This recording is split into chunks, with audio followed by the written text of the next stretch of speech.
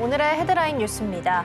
런던에서 진행 중인 미중 고위급 무역 회담이 계속될 수 있음을 러트닉 미국 상무장관이 밝혔습니다. 그는 협상과 관련해 정말로 잘 진행되고 있다고 생각한다고 말하며 양국 간 협력이 순조롭게 이루어지고 있음을 시사했습니다. 이번 회담에선 희토류 핵심 광물 수출 제한 해제와 반도체 수출 통제 등이 집중 논의되고 있습니다.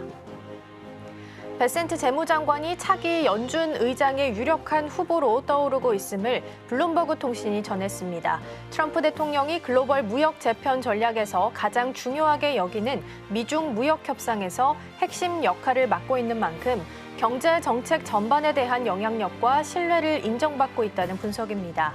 다만 연준의 독립성 훼손 우려도 함께 제기되고 있습니다. 트럼프 미국 대통령과 일론 머스크 테슬라 CEO의 불화가 진정되고 6월 12일부터 로보택시 시험 운행에 들어간다는 격포제 테슬라가 장중 5.67% 상승했습니다. 이 같은 요인으로는 테슬라는 3일째 랠리를 이어가고 있지만 올해 들어 여전히 19% 급락한 상태입니다. 토종 OTT 티빙과 웨이브의 합병이 공정거래위원회의 조건부 기업 결합 승인으로 8부 능선을 넘어섰습니다. 이로써 2년 6개월 만에 이루어진 합병입니다. 지난해 기준 티빙과 웨이브의 시장 점유율을 단순 결합했을 시에는 1,162만 명으로 1위인 넷플릭스와 유사한 수준으로 집계됐습니다.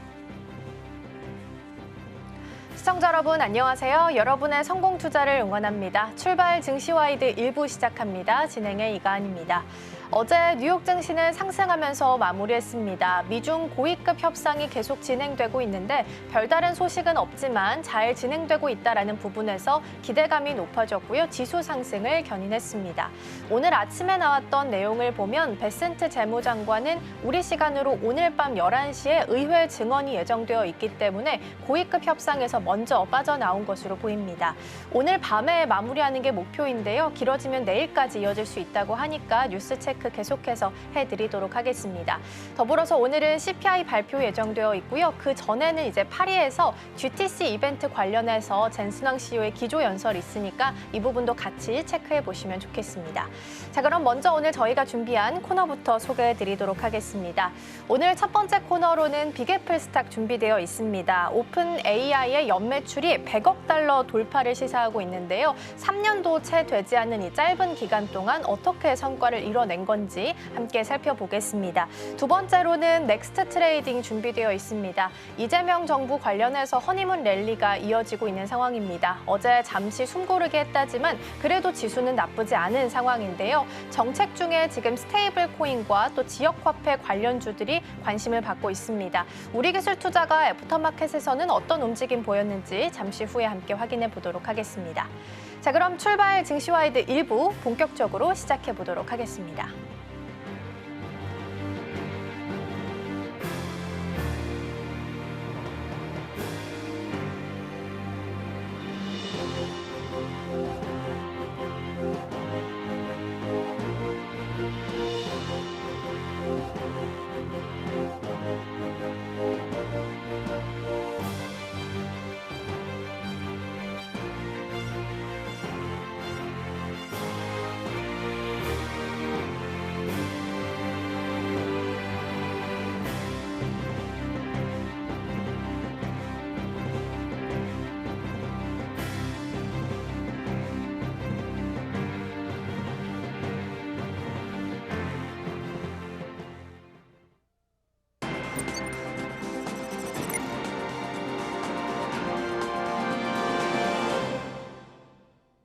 네, 오늘의 첫 번째 코너 빅애플 스탁으로 이어가 보도록 하겠습니다. 오늘 도움 말씀에는 서울경제TV 윤경철 본부장 자리해 주셨습니다. 본부장님 어서 오세요. 네, 안녕하십니까. 네, 오늘도 6가지 경제 키워드 함께 살펴보도록 하겠습니다. 먼저 오늘의 첫 번째 키워드 화면을 통해서 만나보시죠. 네, 오늘의 첫 번째 키워드는 100억 달러 돌파 보도록 하겠습니다. 앞서서 말씀드린 것처럼 오픈 AI가 최근에 연간 반복 매출 100억 달러, 우리 돈으로 하면 약 13조 원을 돌파했다라고 하는데요. 불과 3년도 되지 않은 이 짧은 시간 동안 굉장한 성과를 이뤄냈습니다. 이 100억 달러 매출, 이 부분이 시사하는 건 어떤 부분들이 좀 있을까요? 여러 가지 좀 의미가 있을 것 같은데 오픈AI가 어쨌든 챗GPT를 2022년 말에 처음 공개했습니다. 단 2년 반 만에 이제 연간 반복 매출이죠. 이제 100억 달러를 돌파했는데요. 이 수치는 어쨌든 소비자용, 어쨌든 유료 제품, 기업용 챗GPT 그리고 이제 API 사용료에서 나온 매출만으로 포함된 것이라고 할 수 있을 것 같고 마이크로소프트에서 이제 라이센스 계약이나 일회성 대형 계약은 제외됐다는 게 이제 의미 있다라고 할 수 있을 것 같고 특히 지난해 이제 말씀하셨던 연간 반복 매출 55억 달러였던 점을 제외 이제 감안한다면 단 1년 만에 2배 가까운 성장을 이뤄냈다는 점에서 좀 의미가 있을 것 같습니다. 여러 가지 이제 폭발적인 성장을 떠받치기 위해서는 여러 가지 의미가 좀 있을 것 같고요. 일단은 작년까지만 해도 이제 적자가 좀 많았다라는 점에서 이제 의미가 좀 있을 것 같고요. 이제 목표가 좀 많습니다. 이제 지금 뭐 여러 가지 의미가 있는데 가야 될 길은 큽니다. 이제 목표가 이제 2029년 말까지 연간 이제 반복 매출이 1,250억 달러. 상당히 높죠. 이걸 이제 달성하겠다라고 이야기하기 때문에 여러 가지 목표가 높기 때문에 일단 그 첫 단추를 잘 끼웠다라는 의미가 있을 것 같고 생산형 AI가 일단은 대중화 시장을 하고 있는 게 아닌가라는 생각이 듭니다. 여러 가지로 이제 있을 것 같은 생각이 들고요. 이런 부분이 이제 패러다임이 이쪽으로 많이 옮겨간 게 아닌가라는 생각이 듭니다. 그러면서 여러 가지로 이제 챗GPT가 이제 출시된 이후에 여러 가지 많은 사람들이 들고 사용자가 5억 명 이상 됐다라는 의미가 있고 유료 기업이 이제 고객이 300만 명 이상이 되면서 확보하면서 많은 사람들이 유료 기업이 많이 쓰면서 이렇게 된 게 아닌가라는 생각이 들고 이런 부분에서 AI의 어떤 성장의 동력이 많이 되면서 활성화가 촉진되고 있는 게 아닌가라는 생각이 들고 그다음에 구글이라든가 마이크로소프트라든가 AI 기반의 이런 서비스가 어쨌든 매출이 급등시키고 있는 게 아닌가라는 생각이 듭니다. 그러면서 초고평가라는 생각이 들면서 투자의 붐도 많이 일고 있는 게 아닌가라는 생각이 듭니다. 그러면서 생성형 AI가 미래 산업의 핵심으로 자리 잡고 있음을 이제 보여주는 게 아닌가라는 생각도 듭니다. 다만 지금 적자 폭이 만만치 않다라는 게 좀 우려가 되고 있습니다. 이제 화려한 매출 뒤에 막대한 적자와 초고속 비용이 숨어 있습니다. 2024년 기준으로 연매출은 많이 높아지고 있지만 요 비해서 이제 적자가 상당히 많이 됐습니다. 어차피 아시다시피 이제 이런 거를 이제 하기 위해서는 GPU가 많이 필요한데 그러다 보니까 AI 모델이나 이런 운영에 드는 비용이 만만치가 않고 이런 부분이 있다 보니까 적자가 어쨌든 50억 달러 이상 된다고 합니다. 그래서 하나로 어쨌든 6조 5천억 달러 정도, 5천억 원 정도가 들다 보니까 이 적자를 어떻게 감당할 것인가, 이 리스크를 어떻게 감당할 것인가라는 게 어쨌든 문제로 들고 있고 이 부분에 대해서 수익성 확보가 쉽지 않다라는 게 이제 문제고요. 매출은 상당히 높아지고 있는데 이 부분에 대해서 수익성을 맞추는 게 이제 어쨌든 숙제로 남아 있고요. 지속성 혁신과 이제 질주에 대한 압박이 좀 있다라고 있을 것 같고 샘 알트먼 이제 이런 데 대한 부분에 대해서 이제 숙제로 남아 있을 것 같은 생각이 듭니다. 그래서 지속적 혁신에 대한 부분이 있을 것 같고 오픈AI는 이랬다 보니까 앞으로 이제 매출을 2029년까지 말씀드린 대로 2,050억 달러 정도 이제 약 160조 원 정도 끌어올리는 게 목표로 하고 있고 2030년까지는 1,740억 달러까지 맞추겠다라고 이야기하고 있습니다. 그래서 이제 요약을 좀 하자면 이제 막대한 투자와 비용에 대해서 이제 수익성 확보에 대한 어려움을 여전히 해결해야 되지 않을까라는 게 과제로 남아 있다라고 말씀드리고 싶습니다. 네. 네, 초고평가 논란이 계속해서 이어지고 있는 상황 속에서 일단 높은 평가를 받고 있긴 합니다만 적자 폭이 좀 만만치 않다라는 부분을 좀 짚어주셨습니다. 그러면 높은 평가 그리고 적자 폭이 만만치 않다라는 이 두 가지 평가 사이에서 앞으로 어떻게 변화가 좀 예상되고 있을까요? 전략적으로 해결해야 될 부분이 좀 많이 있을 것 같아요. 말씀하신 대로 이제 매출의 성장과 수익성 개선에 대한 전망이 좀 있을 것 같습니다. 이제 비용 구조에 대한 적자가 지속되고 있는데 이 부분을 일단 해결해야 될 것 같습니다. 그래서 이제 인프라 효율성이라든가 요 신모델을 많이 개발해서 이 부분에 대한 개선이 좀 있어야 될 것 같고요. 이렇게 해서 있어야 될 것 같은 생각이 들고 있는데 그리고 이제 경쟁자들이 계속 나오고 있습니다. 이 경쟁자들과의 어떤 이 부분에서 어쨌든 독점적으로 이제 해결해야 되지 않을까라는 생각이 들어서 2029년까지 마진율을 70% 수준까지 개선해야 되지 않을까라는 생각이 들고요. 현금 흐름의 전환점 시점이 좀 있어야 될 것 같습니다. 이 시점에서 이르러서 비로소 투자자들이 기대한 평가와 실제 수익성의 연결 가능성이 높지 않을까라는 생각이 듭니다. 이 부분이 있을 것 같고 투자자 입장에서는 이 부분에 대해서 어쨌든 손익분기점의 낙관점을 하려면 이 부분에 대한 손익분기점이 있어야 될 것 같은 생각이 들어서 지금은 기대와 실적에 대한 그런 게 있어야 될 것 같은 생각이 들고 정부 규제도 좀 문제가 되지 않을까라는 생각이 듭니다. 오픈AI 같은 경우에 로컬 인프라나 이 규제가 지금 문제가 되는데 지금 어쨌든 많은 부분에 대해서 이제 뭐 변화의 정부에 대한 어떤 규제나 이런 것들에 대해서 상당히 많은 변화가 있을 것 같은데 이 규제를 어떻게 풀어야 되는 것도 숙제가 아닐까라는 생각이 들고 AI 기업 입장에서는 개발자나 비용 구조의 최적화가 많이 문제가 되는데 이 부분에 대한 리스크가 핵심이 아닐까라는 생각이 들어서 향후에 이런 문제들을 풀어야 되는 게 이제 아마 핵심이 아닐까라는 생각이 듭니다. 네. 네, GPU나 데이터 센터 비용 구조가 또 가장 큰 리스크이기 때문에 이걸 어떻게 해결해 나가게 될지 체크해 봐야 될 것 같습니다. 첫 번째 키워드 마무리하고요. 두 번째로 넘어가 보도록 하겠습니다. 네, 두 번째 키워드는 진흙탕 싸움 보도록 하겠습니다. 중국 전기차 시장 안에서는 지금 가격 전쟁도 있고요. 배출가스 논란도 점점 격화가 되고 있다고 합니다.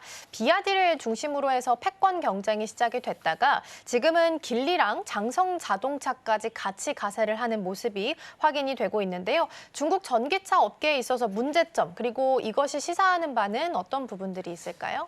일단 뭐 말씀하신 대로 전기차가 지금 상당히 뭐 앞서가고 시장 점유율도 뭐 테슬라를 앞질렀다고 하고 특히 이제 비아디가 앞서가면서 이제 뭐 유럽이라든가 이런 곳에서 이제 상당히 선전하고 있다라고 이제 좋은 소식이 들리고 있지만 사실은 중국 내에서 이제 터질 게 드디어 터졌구나라는 이야기가 많이 나오고 있습니다.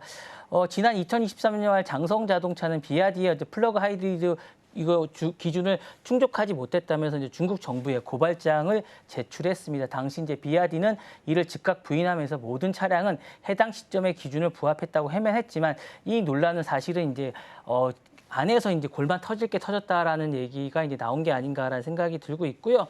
장성차 주장에 따르면 비아디는 이제 여러 가지로 이제 이 부분에 대해서 조절했다고 주장하고 있지만 사실 이제 경쟁에 대한 어떻든 서로가 이제 이런 전면전이 아닌가라는 생각이 들고 있습니다. 그러니까 단순한 기술적에 대한 충동이 아니라 이 부분에 대해서는 어쨌든 이 부분에 대해서 서로가 전쟁이 아닌가라는 생각이 있고요. 이 부분에 대한 진흙탕이 어쨌든 일부가 향후에 드러난 게 아닌가라는 생각이 있고 중국 전기차 시장은 사실 최대 규모지만 과열 경쟁이라든가 내부 고발이라든가 규제 충돌이라는 리스크에 늪에 지금 빠져들고 있다라고 할 수 있을 것 같고요.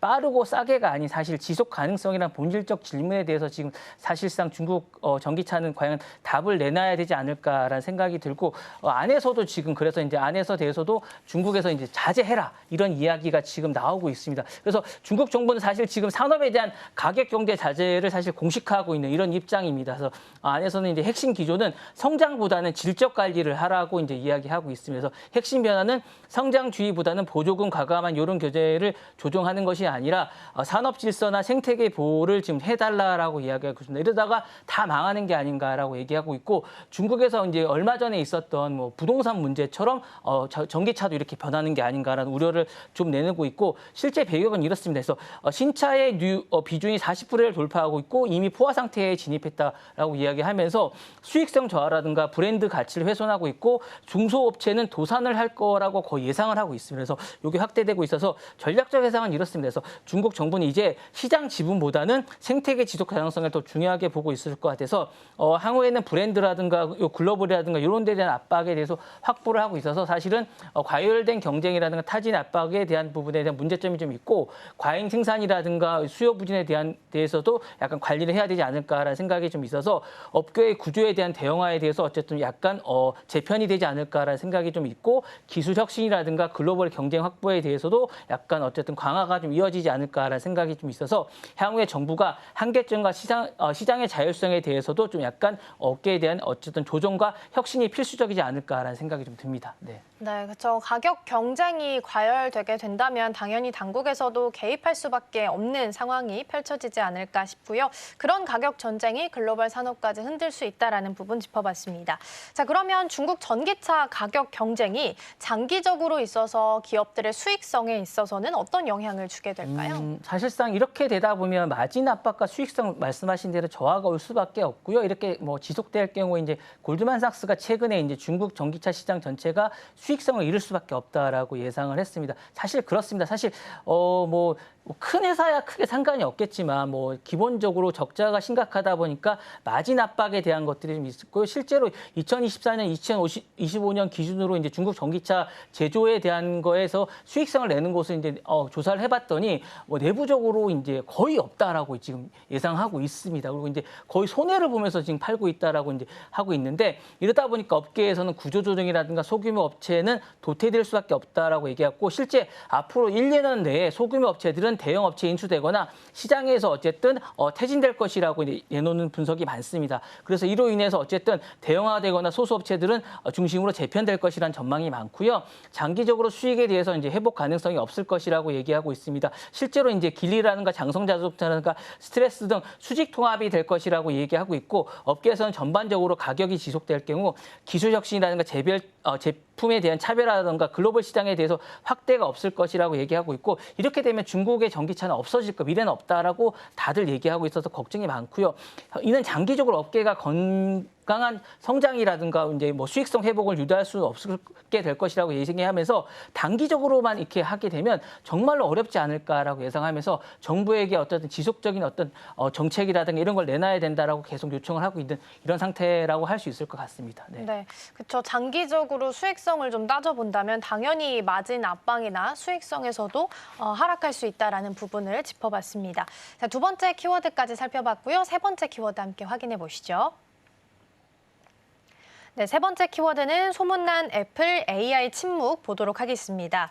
애플의 WWDC가 이제 이번 주 현지 시간으로 9일에 개막을 했습니다. 13일까지 계속해서 예정이 되어 있는 상황인데요. 여기서 이제 수십 가지의 소프트웨어 업그레이드 내용들이 공개가 됐습니다. 그럼에도 투자자들이 기대했던 부분이 좀 빠져 있다 보니까 발표 직후엔 한 1% 넘게 하락하는 모습을 보이기도 했는데요. 일단 2025 WWDC가 의미하는 바부터 출발을 해보도록 하겠습니다. 이날 어쨌든 우려했던 것들에 이제 약간 우려가 이런 게 세 가지 정도로 요약할 수 있을 것 같아요. 일단 시리가 어쨌든 우려했던 AI가 미칠수됐다라는 게 있을 것 같고요.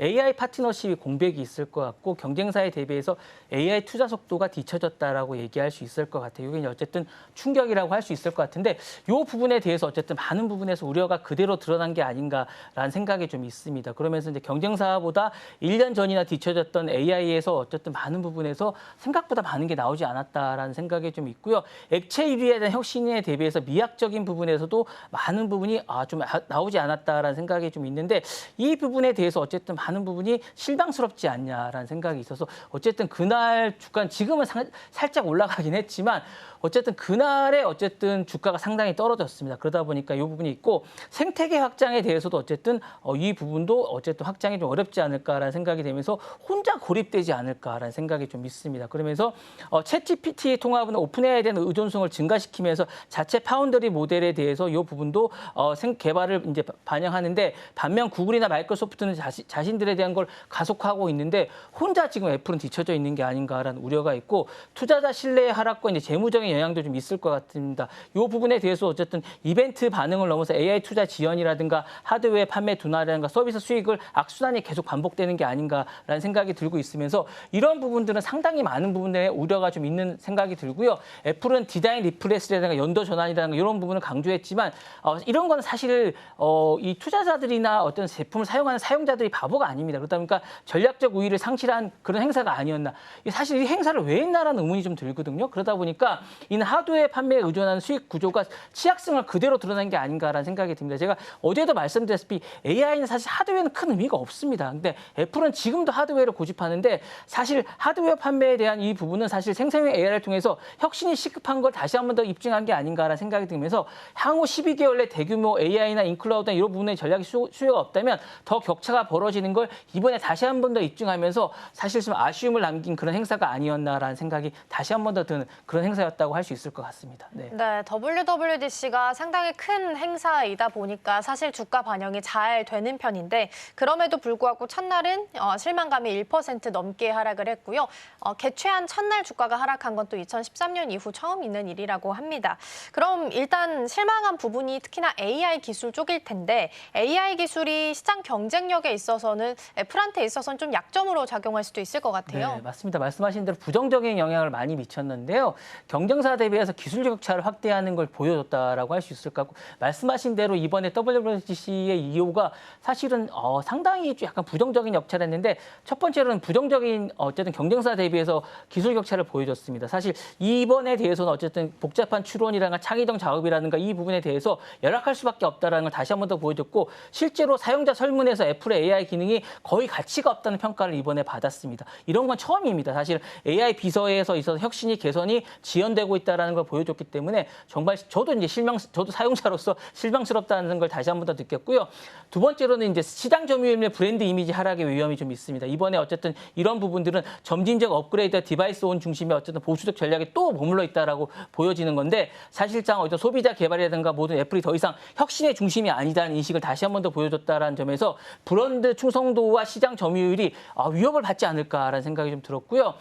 세 번째로는 하드웨어 판매와 어쨌든 이런 둔화가 수익성 악화를 가져오지 않을까라는 생각이 들고 AI를 활용한 서비스에서도 수익성 악화가 우려됩니다. 앱스토어라든가 음악이라든가 영상도 사실상 달아나지 않을까. 특히 이 구독형 이런 부분들이 사실은 지금 유튜브라든가 이런 쪽으로 이동하지 않을까라는 우려가 좀 있을 생각이 좀 있을 것 같고요.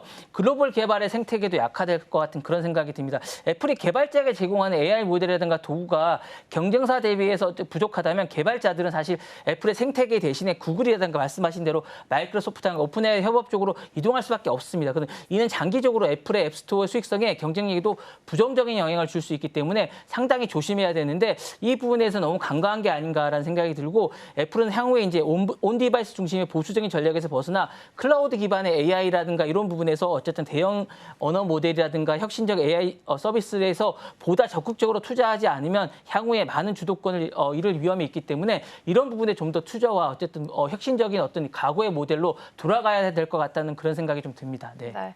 기존에 있었던 충성 고객들마저 이동할 가능성이 대두되고 있기 때문에 다시 한번 과거로 회귀해서 돌아볼 타이밍이 됐다라는 말씀을 좀 주신 것 같습니다. 자, 세 번째 키워드까지 살펴봤고요. 이어서 다음 키워드 만나보시죠. 다음 키워드는 명품도 AI 시대 보도록 하겠습니다. 세계 1위 럭셔리 그룹 루이비통 모에 헤네시가 요즘 한마디로 쉽지 않은 상황을 보내고 있습니다. 소비 시장이 좀 둔화되고 있는 상황이다 보니까 당연히 매출이 좀 타격을 받을 수밖에 없겠죠. 그런 상황 속에서 새로운 아이디어를 낸 게 AI 부분이라고 합니다. AI랑 에이전트 기반 시스템을 전사적으로 도입한다라고 하는데요. 이걸 어떻게 도입을 하는 건지 그리고 어떤 의미를 좀 갖게 될까요? 네, 뭐 말씀 잘하셨는데 제가 이거 어떻게 읽는지 좀 찾아봤습니다. 말씀하신 대로 그렇게 읽더라고요. 루이비통, 모엠, 샹통, 헤네시 이렇게 그룹이라고 하더라고요. 그래서 제가 이제 명품을 많이 사용을 안 해가지고 이 그룹을 어떻게 읽는지 좀 어려웠는데 사실 이제 럭셔리 그룹이죠. 요 한마디로 이제 이 어려운 불경기다 보니까 이제 루이비통 이 그룹이 사실은 이제 어렵습니다. 근데 이제 가격은 계속 올리더라고요, 이 그룹이요. 근데 이러다 보니까 이제 전사적으로 도입하고 있는 건데요. 명품 업계도 이제 경기 한파에도 이제 몰아치고 있다 보니까 매출 감소세로 돌아서다 보니까 이제 돌아서고 있습니다. 이례적이고 그러다 보니까 AI 적용 분야가 있습니다. 공급망 계획이라든가 책정 마케팅 디자인 분야라든가 고객의 추천 마케팅 메시지 생성이라든가 환율의 변동 가격 조정이라든가 이런 부분에 AI를 도입하고 있습니다. 예를 들어서 티파니 매장에서 AI 에이전트가 이제 고객의 과거 이제 구매 상담 기록이라든가 요약해서 상담원이 보다 이제 개인화된 메시지를 전송할 수 있게 도와줍니다. 그러면 이제 고객에게 디지털 경험을 강요하는 게 아니라 사람의 이제 중심 맞춤형으로 서비스를 강화하는 방식이라는 게 이제 루이비통 측의 이제 설명입니다. 그렇게 하면 이제 보다 편하게 사내 AI 에이전시가 이제 고급 오픈 AI나 구글의 생성형 이미지에 맞춰서 이제 적용을 하게 되는 거죠. 그렇게 하면 매월 200만 건 이상의 요청을 소화하면서 4만 명 이상의 직원의 역할을 대신하게 되는 이런 역할을 하게 된다고 합니다. 그래서 이제 기술은 이제 선택이 아니라 필수적이고 명품의 본질을 지키면서 효율을 극대화하게 돼서 이제 효율을 많이 올린다고 합니다. 합니다. 이렇게 해서 이제 어쨌든 많이 하게 돼서 이제 효율을 올리게 되고 실제로 이제 매출을 많이 끌어올렸다고 합니다. 그래서 이제 올리고 있고요. 이렇게 하다 보니까 이제 충성도도 많이 올리게 되면서 이제 가격에 민감하게 되면서 많이 올리게 되고요. 실제로 이렇게 해서 이제 많이 올리게 되고 이제 이렇게 한다고 합니다. 그래서 프랑스의 이제 럭셔리 제국의 루이비통을 이렇게 해서 전략을 하게 되고요. 실제로 이런 것들이 이제 어쨌든 데이터를 통합해서 효율을 극대화시키게 한다고 합니다. 그래서 이 매출 안에는 사실 75개 정도의 어쨌든 브랜드가 있다고 하는데 사실 이 안에는 여러 가지 이제 명품을 구원투사가 되지 않을까라는 생각이 된다고 하고 이 안에서 어쨌든 럭셔리 디자인도 패러다임의 전환을 하게 되면서 인재도 관리하게 되고 이렇게 하면서 지속 가능한 안에 연계를 하게 되지 않을까라는 생각이 들고 이렇게 해서 실제로 22% 정도의 재방문율을 올렸다고 하게 된다고 하고요. 이렇게 하면서 불필요한 생산율을 절감하게 되는 효과를 거두게 된다고 하면서 뭐 이게 진짜 가능한지 모르겠는데 불필요한 생산을 어쨌든 이렇게 하면서 어쨌든 탄소 배출량도 많이 줄였다고 하는 이런 효과를 거뒀다고 합니다. 네. 실제로 재방문율이 또 22% 정도 올랐다라고 하면 이 또한 그래도 꽤 효과가 있다라고 판단할 수 있을 것 같긴 하네요. 그러면 AI가 루이비통 모에헤네시 브랜드가 가지고 있는 전통이나 혁신에 대해서는 어떻게 좀 조화를 시켜나갈 수 있을까요? 이게 뭐 사실은 이제 창의적 프로세스를 좀 강화한다라고 하는데 이게 진짜 이루어지는지 잘 모르겠습니다. 그러니까 AI가 디자인, 마케팅 이런 부분에 대해서 어쨌든 반복적으로 이 부분에 대해서는 렌더링 변환이나 이런 것들에 대해서 마케팅 생성에 대한 소요 시간을 단축시켜준다고 해요. 그러니까 집단적으로 이제 하는 부분에 대해서 개발을 할 수는 없지만 이 부분에서 집단적으로 렌더링하는 부분이 좀 있다고 하는데 이 부분을 이제 반복적으로 하는 부분이 좀 있다고 하는데 이 부분을 어쨌든 강화시켜준다고 하고요.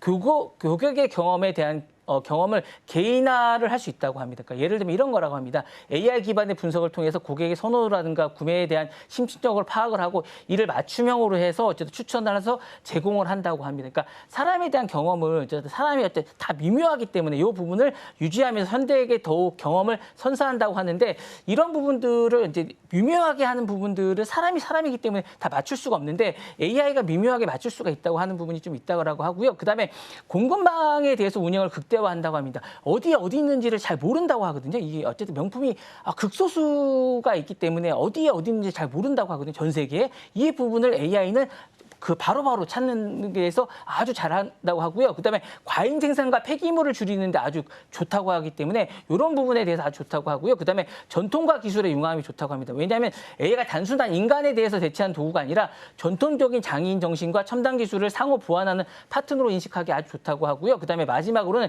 윤리적인 책임감과 AI 활용이 좀 좋다고 합니다. 그래서 AI 활용에 있어서 어쨌든 윤리적 기준과 투명성을 중요시하면서 이게 맞는지 모르겠는데 스탠포드 대학과 이제 협력을 통해서 공정하고 편향성 없는 AI 모델을 운영한다고 하니까 이 부분을 좀 더 지켜보시면 좋을 것 같다는 생각이 좀 듭니다. 네. 네, 이제는 명품 브랜드에도 AI가 적용되는 모습까지 살펴봤습니다. 자, 그럼 이어서 5번째 키워드 만나보겠습니다. 네, 5번째 키워드는 4억 달러 소송 기각 보도록 하겠습니다. 할리우드 스타들이 얽힌 초대형 소송 전 법원의 판단이 나왔습니다. 약 5,400억 원 규모의 손해배상 소송을 제기했던 저스틴 발도니가 1차전에서 패소했다라는 소식이 전해졌는데요. 일단 이게 어떤 사건인지 그리고 이번 판결이 시사하는 바는 어떤 부분들이 있는지 살펴보겠습니다. 이게 이제 저스틴 발돈이라고 이제 감독 겸 배우입니다. 이 분이 이제 어쨌든 그 할리우드에서 약간 좀 유명하신 분인데요. 이분이 어쨌든 그 성희롱 혐의로 이제 제소를 원소송이 있었습니다. 2023년 12월에 블레이크 라이블리라는 여성 배우가 있는데 이 배우를 성희롱 혐의로 먼저 제소를 했습니다. 그러다 보니까 이제 발도니가 라이블리와 라이언 남편이죠. 부부에 대해서 이제 제소를 하고 요 보도를 한 뉴욕 타임즈를 명예훼손으로 이제 제소를 했는데 요 부분에 대해서 대응을 하다 보니까 이 부분에 대해서 제소를 했고 이 두 부부와 요 뉴욕 타임즈가 맞고소를 했습니다. 요 맞고소에 대해서 어쨌든 요 부분에 대해서 어쨌든 이 고소한 부분에 대해서는 혐의 없다고 하고 요 맞고소한 부분에 대해서 어쨌든 이 발도니가 죄가 있다라고 한 부분에 대해서 이번 첫 판결이 나온 부분이 있었고요. 뉴욕타임즈 보도는 공공의 입에 대해서 부합하고 발도니 명예훼손은 입증이 부족하다고 이제 첫 판결을 내린 부분이가 있는 것 같고요. 이 시사점이 이런 것 같아요. 성희롱에 대한 구조에 좀 변화가 좀 있는 것 같습니다. 그래서 피해자 폭로와 피해자 맞소송에 대해서 법원이 기각이라는 흐름은 사실은 미투 이후에 보복성 소송에 대해서 정당성을 좀 부여한 부분이 좀 있는 것 같고 이 부분에 대해서 언론 보도의 자유, 특히 이제 뉴욕타임즈 같은 공적 매체의 검증 기반의 보호를 재확인한 게 아닌가라는 생각이 들고 언론 자유와 이제 경계의 책임을 다시 한번 더 보여준 게 아닌가라는 생각이 듭니다. 그리고 이제 이 부분에 대해서 이제 저스틴 발도니는 배우이자 감독인데 산업 내 일정수의 어떤 권력자인데 이 부분에 대해서 권력자의 권력을 남용해서는 안 된다라는 걸 좀 보여준 것 같고요. 그리고 이제 이 부분에 대해서 스타일자 배우에 대한 영향 셀럽에 대해서 다시 한번 더 경쟁을 늘렸다라고 할 수 있을 것 같습니다. 사건에 대한 위치는 이런 것 같습니다. 촬영 중에 발생한 권력의 성희롱이라는 구조 자체에 대한 미투의 핵심 타깃인데 이거에 대해서도 다시 한번 더 이렇게 해서는 안 된다라고 이야기한 것 같고 맞소송 전략이거든요. 통하지 않게 된다라고 이야기를 했는데 할리우드 내 권력에 대해서 위축의 효과를 발생하지 않았나라는 생각이 좀 듭니다. 그래서 향후 일정을 냈습니다. 그러니까 2020년 3월인데 블레이크 라이블리 측이 제기한 성희롱 본안 소송이 제시될 거라고 이야기합니다. 네. 네, 그러면 6월에 이제 추가적으로 공방이 있을 수도 있겠다라는 부분도 염두를 좀 해둬야 될 것 같긴 하네요. 그러면 이번 판결이 명예훼손 소송과 관련해서 그 법적 기준을 세우는 데 있어서는 또 어떤 영향을 주게 될까요? 말씀하신 대로 이제 상당히 중요할 것 같습니다. 그러니까 이게 뭐라 그럴까 이제 어떤 경고성, 그러니까 자신에게 그러니까 이 발도니가 자신에게 어쨌든 막기 위해서 소송하는 부분에 대해서 이런 건 하면 안 된다라는 걸 이번에 한 거거든요. 절차적 공정성에 대한 보호를 한번 한 겁니다. 그래서 명예훼손 소송에 대한 남용을 일단 억제하는 부분이 좀 있습니다. 그래서 법원은 피고 측이 명백한 거짓으로 이제 자신이 어쨌든 성희롱을 했는데 이걸 막기 위해서 소송하는 걸 이번에 한번 막기 위해서 이걸 한번 제재를 가하는 거거든요. 그래서 남용을 억제하기 위해서 이제 이걸 한번 한 거기 때문에 상당히 의미가 있는 것 같고요. 두 번째로는 언론의 보도에 대해서 공공성과 알 권리에 대해서 한번 더 이렇게 알려준 겁니다. 그래서 뉴욕타임즈에 대해서 이 부분에 대해서 분명히 알 권리에 대해서 이거는 보도할 필요가 있다라고 이야기했고 향후에 유사한 사례에 대해서도 이번에 대해서는 명확하게 얘기를 한 게 아닌가라는 생각이 들고 그다음에 권력을 함부로 남용해서는 안 된다. 미투에 대해서도 다시 한 번 더 이번에 알려준 게 아닌가라는 생각이 들고 이번 판결은 사실상 명예훼손 소송의 법적 기준에 있어서 명확하게 한 번 더 자신들에게 할리우드에 대해서 권력을 남용해서는 안 된다라는 생각이 좀 들었고 그다음에 어쨌든 자신에게 오는 어떤 권력이나 이런 어쨌든 성희롱에 대한 제재를 맞고소를 통해서 어쨌든 이런 권력을 해서는 안 된다라는 걸 또 한 번 알려준 게 아닌가라는 생각이 듭니다. 네. 네, 일단 라이블리 성희롱 신고 관련한 내용까지 살펴봤고요. 이어서 마지막 키워드도 준비되어 있습니다. 6번째 키워드도 화면을 통해서 만나보도록 하겠습니다. 네, 다음 키워드는 헐리우드 대이혼 보도록 하겠습니다. 미국의 콘텐츠 대기업인 워너브라더스, 디스커버리랑 스트리밍 스튜디오 사업 부문과 또 케이블 방송 부문 등 두 개의 개별 상장 기업으로 분할한다라는 소식이 전해지게 됐습니다. 워너브라더스는 분사되는 스트리밍 스튜디오 회사가 저작권과 스트리밍 서비스 HBO Max 부문을 포함하게 된다라는 발표도 함께 내놓게 됐는데요. 이번 발표가 시사하는 바는 어떤 부분들이 있을까요? 사실 우리나라는 티빙하고 좀 전에 이제 웨이브가 합쳐진다고 하셨잖아요. 사실 유심히 보셔야 될 것 같아요. 이게 합쳐지는 게 무조건 좋은 건 아니거든요. 사실은 이제 워너브라더스하고 디스커버리가 이제 분할되는 부분은 상당히 좀 의미가 좀 있습니다. 그러니까 스트리밍 시대의 도래와 케이블 TV가 쇠퇴한다는 의미가 좀 있습니다. 그래서 물론 OTT 두 개가 합쳐져서 이제 커지는 부분은 상당히 의미가 있지만 이 부분은 소비자가 전통적인 스트리밍을 오버하고 이게 합쳐지는 게 무조건적으로 좋다는 거, 그러니까 1+1이 꼭 2가 되는 건 아니라는 얘기가 있다라는 얘기를 말씀드리고 싶은 거고요. 그 다음에 이제 투자자와 이제 가치 평가가 있다라는 생각이 있습니다. 그러니까 케이블 산업이 무조건 현금 흐름이 강하지만 성장성이 낮아 주가에 부담이 되고 있다라는 얘기를 말씀드리고 싶고 분할을 통해서 성장이 높은 스트리밍과 이 부분이 어쨌든 각각의 평가를 명확하게 받아야 될 필요가 있습니다. 그리고 이제 이게 꼭 합병만이 좋다라는 의미가 있다라는 건 아니라는 거예요. 그래서 이제 경쟁 심화 전략적으로 집중하는 게 좋을 수도 있다라는 걸 다시 한 번 더 해외 사례에서 볼 필요가 있다라는 생각을 다시 한 번 더 보여드리는 거고요. 이게 별도로 분리하면서 더 빠르게 유연하게 움직일 수 있다라는 걸 보여주는 게 아닌가라는 생각이 들고 회사가 두 개의 범위로 분리하겠다라고 이야기하는 건 많은 의미가 좀 있습니다. 그러니까 시장에 대해서 이 부분에 대해서 사실은 이게 분리하면서 주가가 상승했거든요. 이 부분은 의미가 있습니다. 그래서 회사는 이렇게 분리함으로써 자신들은 살아남을 수 있다는 의미가 좀 있고 각각에 대해서 이제 전략적으로 유연성을 확보함으로써 자신들에게 잘하는 분야로 이제 자신들은 생장하겠다라는 의미를 갖고 있는 게 아닌가라는 생각이 들고 이 두 사람들은 각각 분리하면서 넷플릭스를 따라잡겠다라고 승부수를 띄운 겁니다. 그래서 우리나라도 이 부분을 잘 지켜봐야 되지 않을까라는 생각이 듭니다. 네. 그러게 OTT 협력이 항상 좋은 것만은 아닐 수도 있겠다. 시너지 효과가 제한적일 수도 있기 때문에 좀 더 체크해봐야 된다라는 말씀을 주신 것 같습니다. 그러면 이번 분할이 미디어 산업에 기업의 경쟁력 강화에 있어서는 어떤 영향을 주게 될까요? 네, 말씀 잘하셨는데 전략적 집중과 경영성 효율을 제고했다라고 말씀드릴 수 있을 것 같아요. 그러니까 이배 콘텐츠 제작이라든가 글로벌 확장이라든가 기술적 투자에 더욱 신속하고 유연한 확장을 가능해서 운영의 효율성이라는 걸 크게 이제 확장하게 됩니다. 첫 번째로는. 두 번째로는 투자적 가치와 매각성과 자본 조달의 활성화가 되지 않을까라는 생각이 듭니다. 그러니까 네트워크 분야와 이제 투자의 어쨌든 현금 흐름을 안정적으로 할 수 있게 되고요. 이는 자본 시장에서 자금 조달 능력을 강화하고 기업 가치를 극대화할 수 있는 어떤 그런 가치가 되고요. 세 번째로는 시장 변화에서 빠르게 이제 자신들이 움직일 수 있지 않을까. 왜냐하면 공룡이 되면 이런 걸 잘 못하게 됩니다. 그렇기 때문에 이 부분에서 자신들이 움직일 수 있는 여건을 마련하게 된 게 아닌가라는 생각이 들고, 그다음에 연계에 대한 구조조정과 혁신을 촉진할 수 있게 됩니다. 이 부분은 뭐냐면 미디어 산업은 사실은 늘 자주 변하기 때문에 이 부분에서 스트리밍 산업과 이제 자신들이 또 다른 산업으로 이제 하게 됨으로써 필수적으로 경쟁력을 유지할 수 있게 된 게 아닌가라는 생각이 들고, 브랜드 경쟁력 및 시너지 관리를 할 수 있게 된 게 아닌가라는 생각이 또 듭니다. 그래서 각 브랜드가 자체적으로 혁신을 추진함으로써 필요한 협력 구조를 미디어 산업에서 경쟁을 갖출 수 있게 된 게 아닌가라는 생각이 들어서, 요약을 하자면 이 분할은 미디어와 스트리밍에서 자신들에게 사업부로 전략적으로 효율성을 가짐으로써 향후에 자신들에게 명확한 가치와 투자에 어쨌든 받을 수 있는 어떤 명확한 명분을 받음으로써 자신들에게 빠른 대응력을 확보함으로써 이제 성장을 촉진할 수 있게 되는 계기가 아닌가라는 생각이 듭니다. 네. 네, 어떻게 보면 콘텐츠랑 유통을 분리하면서 글로벌 진출 전략에 있어서도 유연화가 나타날 수 있겠다라는 부분도 함께 살펴봤습니다. 자, 6가지 경제 키워드 만나봤고요. 오늘 본부장님과는 여기서 인사 나누겠습니다. 오늘 말씀 고맙습니다. 감사합니다.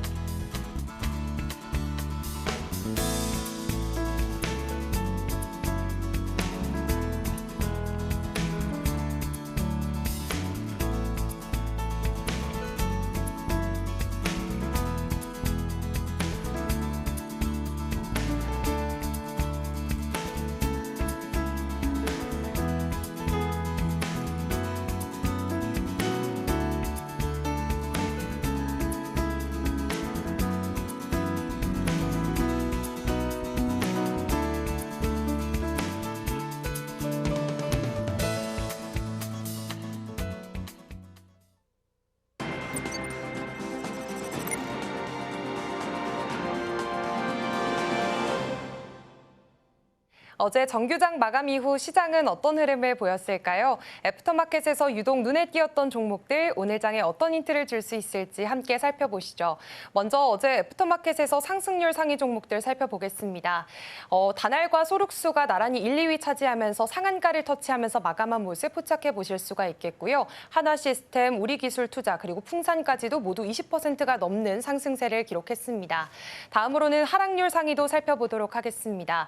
한국전력이 10%가 빠지면서 1위를 차지했고요. 한국가스공사도 9% 가까운 하락세 나타냈습니다. 그 다음으로는 이마트와 파미셀, 그리고 중앙첨단소재까지 나란히 6%가 넘는 하락세를 기록했습니다. 이렇게 애프터마켓에서 투자자들의 시선이 향했던 종목들, 그 이슈를 자세히 살펴보겠습니다. 넥스트레이딩 지금 시작합니다.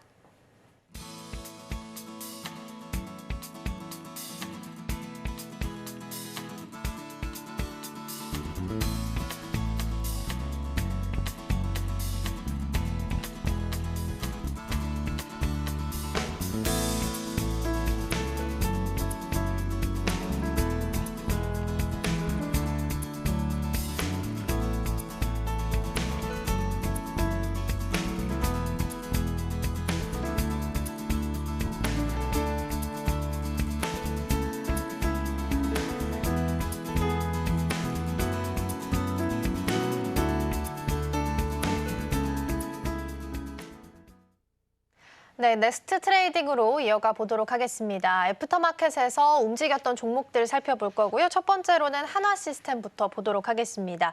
무려 25%나 급등을 했습니다. 사실 정규장에서도 한화시스템, 한화에어로스페이스 전반적으로 흐름이 좀 좋았습니다. 한화그룹주 상승 속에서 어떤 배경이 있었는지 좀 살펴보고자 합니다. 어떤 내용들을 좀 숨어 있을까요?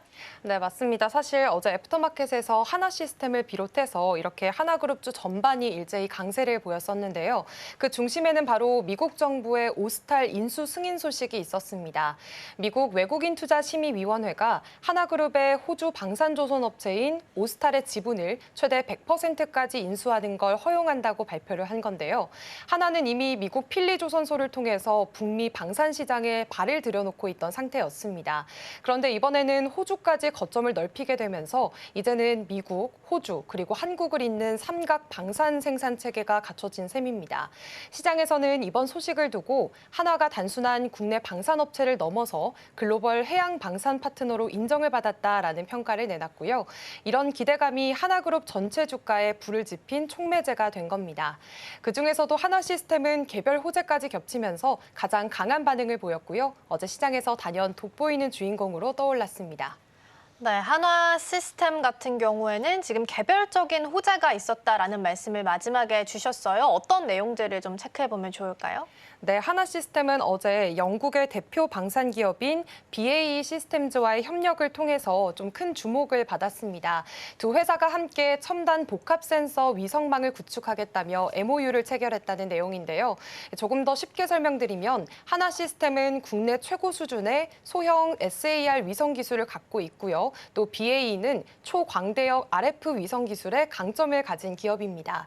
만약 이 두 기술을 결합하게 된다면 지상과 해양을 정밀하게 감시하고 또 분석할 수 있는 글로벌 정찰 위성 네트워크를 구축할 수 있습니다. 여기에 더해서 AI랑 머신러닝 기술까지 접목이 된다면 실시간으로 정보를 분석하고 또 빠르게 대응할 수 있는 고도화된 감시 시스템으로 진화할 수 있다는 점이 바로 이 부분, 이번 협력의 핵심 포인트로 꼽히고 있습니다. 그러면 단순하게 기술 협약의 의미를 갖기보다는 한화 시스템 입장에서는 사업을 펼쳐나가는 데 있어서도 굉장히 큰 전환점이 될 수 있을 만한 소식이 아니었을까 싶습니다. 그러면 시장에서는 이번 파트너십을 두고 어떻게 해석을 좀 하고 있다라고 봐야 될까요? 네, 사실 시장에서는 이번 협력을 두고 단순한 MOU 이상으로 바라보고 있습니다. 사실상 글로벌 위성 방산 동맹의 출발점이 아니냐라는 평가까지 나오고 있는데요. 하나 시스템은 이미 국내 최초의 감시 정찰 위성 사업인 425 사업에서 SAR 탑재체를 공급을 했고 작년에는 해상도 1m급 소형 SAR 위성을 독자적으로 개발해서 실제 발사에도 성공한 바가 있습니다. 즉 민간 기술력만으로도 충분한 감시 위성 역량을 갖췄다는 걸 시장에 입증한 건데요. 여기에 이번에는 글로벌 방산 강자인 BAE 시스템즈와 손을 잡으면서 앞으로는 북미와 유럽 중심의 방산 수요까지 본격적으로 공략할 수 있을 거라는 기대감이 커지고 있습니다. 특히 방산 위성 산업이라는 분야가 진입 장벽이 굉장히 높고 또 한 번 들어가면 장기간 안정적인 수주가 이어지는 구조다 보니까 장기 성장성과 수익성을 모두 갖춘 미래 먹거리로도 주목을 받고 있습니다. 결국 시장은 이번 발표를 통해서 하나 시스템이 글로벌 우주 방산 플레이어로 도약을 하고 있다라는 신호를 뚜렷하게 읽은 셈입니다. 네, 한화 같은 경우에는 방산의 글로벌 확장이라는 부분에 있어서 시장에서도 좋은 평가를 준 것 같습니다.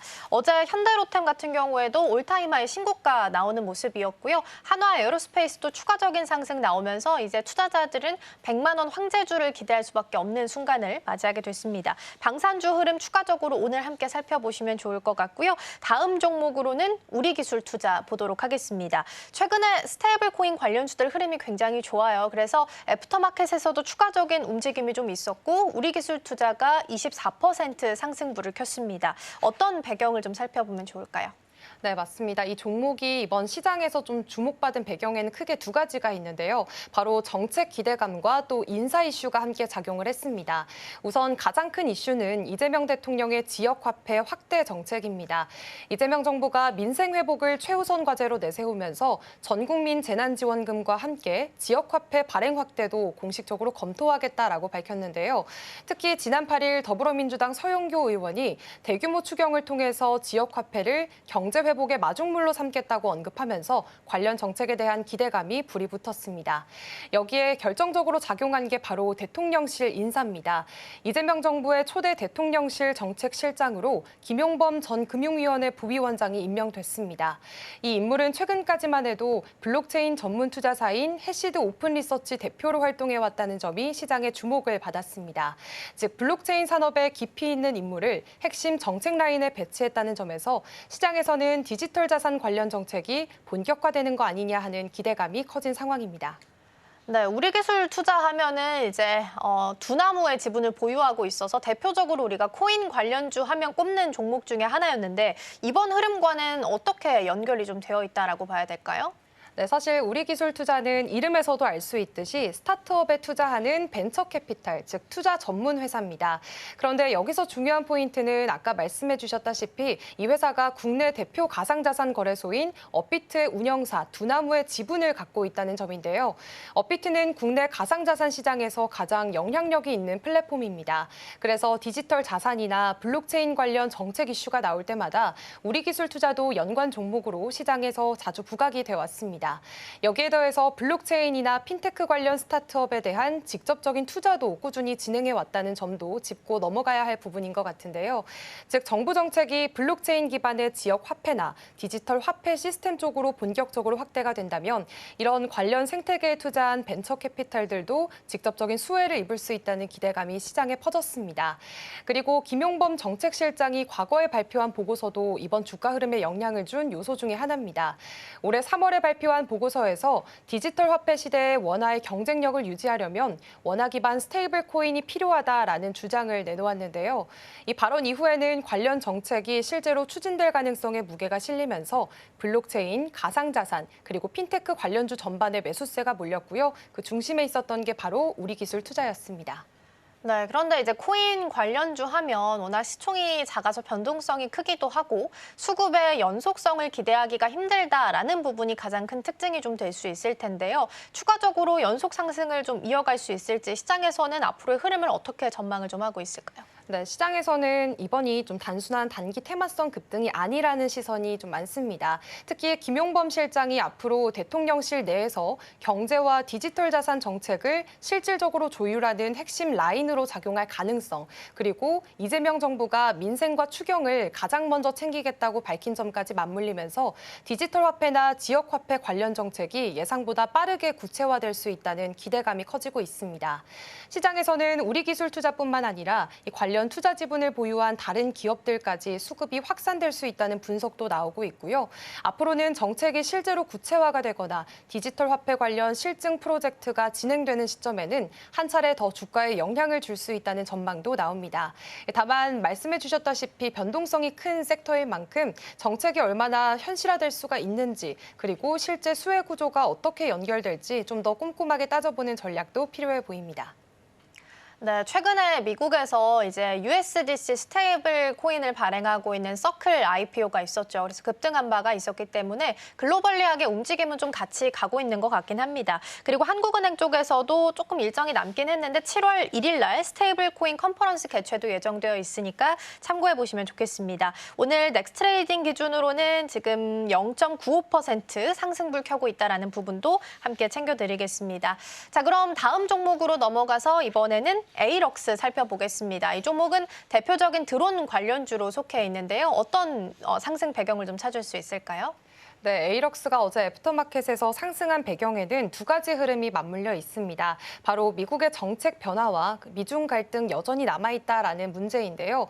무엇보다 트럼프 대통령이 미국 드론 산업을 키우기 위해서 행정명령에 서명했다라는 소식이 최근 전해졌습니다. 미국이 자국 드론 산업을 보호하고 외국산 드론의 위협에 대비하겠다는 강한 메시지를 낸 건데 트럼프 대통령은 특히 드론 감시 통제 시스템을 국가 기반 시설 보호 수단으로 활용하라고 지시를 했습니다. 2026 북중미 월드컵이나 2028 LA 올림픽 같은 대규모 행사에서의 보안 위협도 언급을 하면서 미국이 직접 관련 기술 역량을 키우겠다는 방침을 밝힌 건데요. 여기에 더해서 중국산 드론을 배제하려는 움직임도 함께 감지가 되면서 시장에서는 자연스럽게 중국산을 대체할 기술력을 가진 업체들에 주목을 했고요. 그 대표적인 기업이 바로 국내 드론 전문 기업인 에이럭스였습니다. 이런 정책적인 흐름이 에이럭스의 주가에도 좀 직접적인 영향을 준 걸로 보입니다. 네, 보통 이제 국내에서 드론 관련주 하면 소프트웨어보다는 하드웨어 관련주에 조금 더 초점을 맞추는 경향이 있는데 이 종목 같은 경우에는 기술적으로 봤을 때 어떤 강점을 좀 가지고 있는 기업일까요? 네, 에이럭스는 국내에서도 좀 드물게 드론의 핵심 부품인 비행 제어 장치, 즉 FC를 자체 개발한 기업입니다. 이 부품은 드론의 균형과 움직임을 실시간으로 제어하는 말 그대로 드론의 두뇌 역할을 하는 핵심 장치인데요.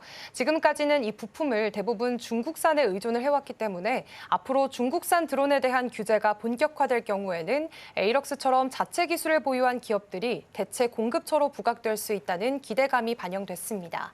실제로 에이럭스는 미국과 일본 등 주요국과의 수출 계약도 꾸준히 확대하고 있고요. 작년에는 드론 사업부를 강화하면서 핵심 기술 인력도 대거 영입한 바 있습니다. 이렇게 기술력은 물론이고 시장 확장 가능성까지 확인된 상황인 만큼 이번 트럼프 대통령의 행정명령이 단기 이슈로 넘어서서 정책 수혜 기대주로 입지를 굳히게 됐다는 평가가 나오고 있습니다. 네, 드론 시장 안에서 글로벌 시장 점유율 80%를 중국의 DJI가 차지를 하고 있습니다. 그래서 미국 쪽에서 중국을 드론까지 옥죄기 시작을 한다면 이에 대해서 우리나라 기업도 반사 수혜를 받아갈 수 있다라는 내러티브가 현재 형성이 좀 되고 있는 모습입니다. 에이럭스 오늘은 넥스트레이드 기준으로 11% 상승불 켜고 있다라는 부분 짚어드리겠고요. 다음 종목으로 넘어가 보겠습니다. 이번에는 하락했던 종목을 좀 살펴보겠습니다. 애프터마켓에서 지금 한국전력이 10% 넘게 하락을 했었는데 어떤 이유 때문일까요? 네, 한국전력이 어제 10%나 넘게 급락을 했던 이유는 전기요금 동결 가능성을 꼽고 있습니다. 정부가 오는 20일쯤에 3분기 전기요금 조정안을 발표할 예정인데요. 최근 분위기를 보면 요금 인상보다는 동결에 무게가 실리는 흐름입니다. 무엇보다 지금은 이재명 정부의 출범 초기입니다. 그렇기 때문에 대체로 정권 초에는 공공요금 인상에 대한 부담이 큰 시기인데다가 대통령도 후보 시절부터 지금은 민생이 어렵기 때문에 전기요금을 올리긴 어렵다라는 입장을 종종 밝혀왔습니다. 게다가 최근 열린 2차 비상경제 TF 회의에서도 물가 안정을 가장 중요한 과제로 강조를 했고요. 각 부처의 대책 마련을 지시했다는 점도 이번 흐름에 영향을 준 것으로 보입니다. 여기에다가 국제유가도 1분기 70달러대에서 최근에는 60달러 선까지 떨어지면서 전기요금 인상 압박이 줄었다는 해석까지 더해졌습니다. 결국 시장은 이번에도 요금이 오르긴 어렵겠다라는 시그널로 받아들인 건데 이런 배경들이 어제 한전 주가의 부담으로 작용했던 하루였습니다. 네, 한국전력의 지금 주가가 사실은 AI 수요랑 맞물리면서 당연히 전기요금이 올라갈 거다라는 기대감 속에 만들어졌던 합의된 주가다 보니까 사실 동결이나 혹은 인하에 대한 유력 가능성 이야기가 나오게 되면서 시장에서는 좀 실망할 수밖에 없었던 것 같습니다. 그러면 이번 상황을 어떻게 좀 해석을 하고 있다라고 봐야 될까요? 네, 사실 한전은 최근까지 AI 수요 확대에 대응하기 위한 전력망 투자 기대감에 힘입어서 주가가 반등세를 보이고 있었습니다. 이번 전기요금 동결 가능성은 그런 기대감에 제동을 걸어버린 셈인데요. 가장 큰 이유는 이런 대규모 투자를 실행하려면 결국 전기요금 인상이 뒷받침돼야 한다는 점입니다. 작년 말 기준으로 봤을 때 한전의 누적 부채는 205조 원, 부채 비율은 497%, 여기에다가 연간 이자 비용만 4조 원 안팎에 달합니다. 결국 한전 입장에서도 경영 효율화나 원가 절감만으로는 한계가 있는 상황이고요. 전기요금을 어느 정도 현실화해야만 전력망 투자도 본격화할 수 있는 구조인데 정부가 물가 부담 때문에 요금을 동결하게 된다면 결국 차입을 늘리는 수밖에 없는 상황인 겁니다. 그래서 시장에서는 이번 주가 하락을 단순한 단기 악재라기보다는 한전이 안고 있는 구조적인 재무 리스크와 정책 부담이 함께 반영된 결과로 해석하는 분위기입니다. 네, 한국전력 같은 경우에는 워낙 또 엉덩이가 무거운 종목이긴 한데 일단 악재랑 노이즈가 낀 구간이기 때문에 주가의 변동성은 조금 더 체크를 해보셔야 될 것 같고요. 공공요금 동결 혹은 인하에 대한 내용은 6월 중하순쯤에 결정이 될 예정입니다. 그래서 뉴스가 나오는 대로 함께 체크해드리도록 하겠습니다. 넥스트레이딩은 여기서 마치겠습니다. 김고은 앵커 오늘 말씀 고맙습니다. 네, 고맙습니다.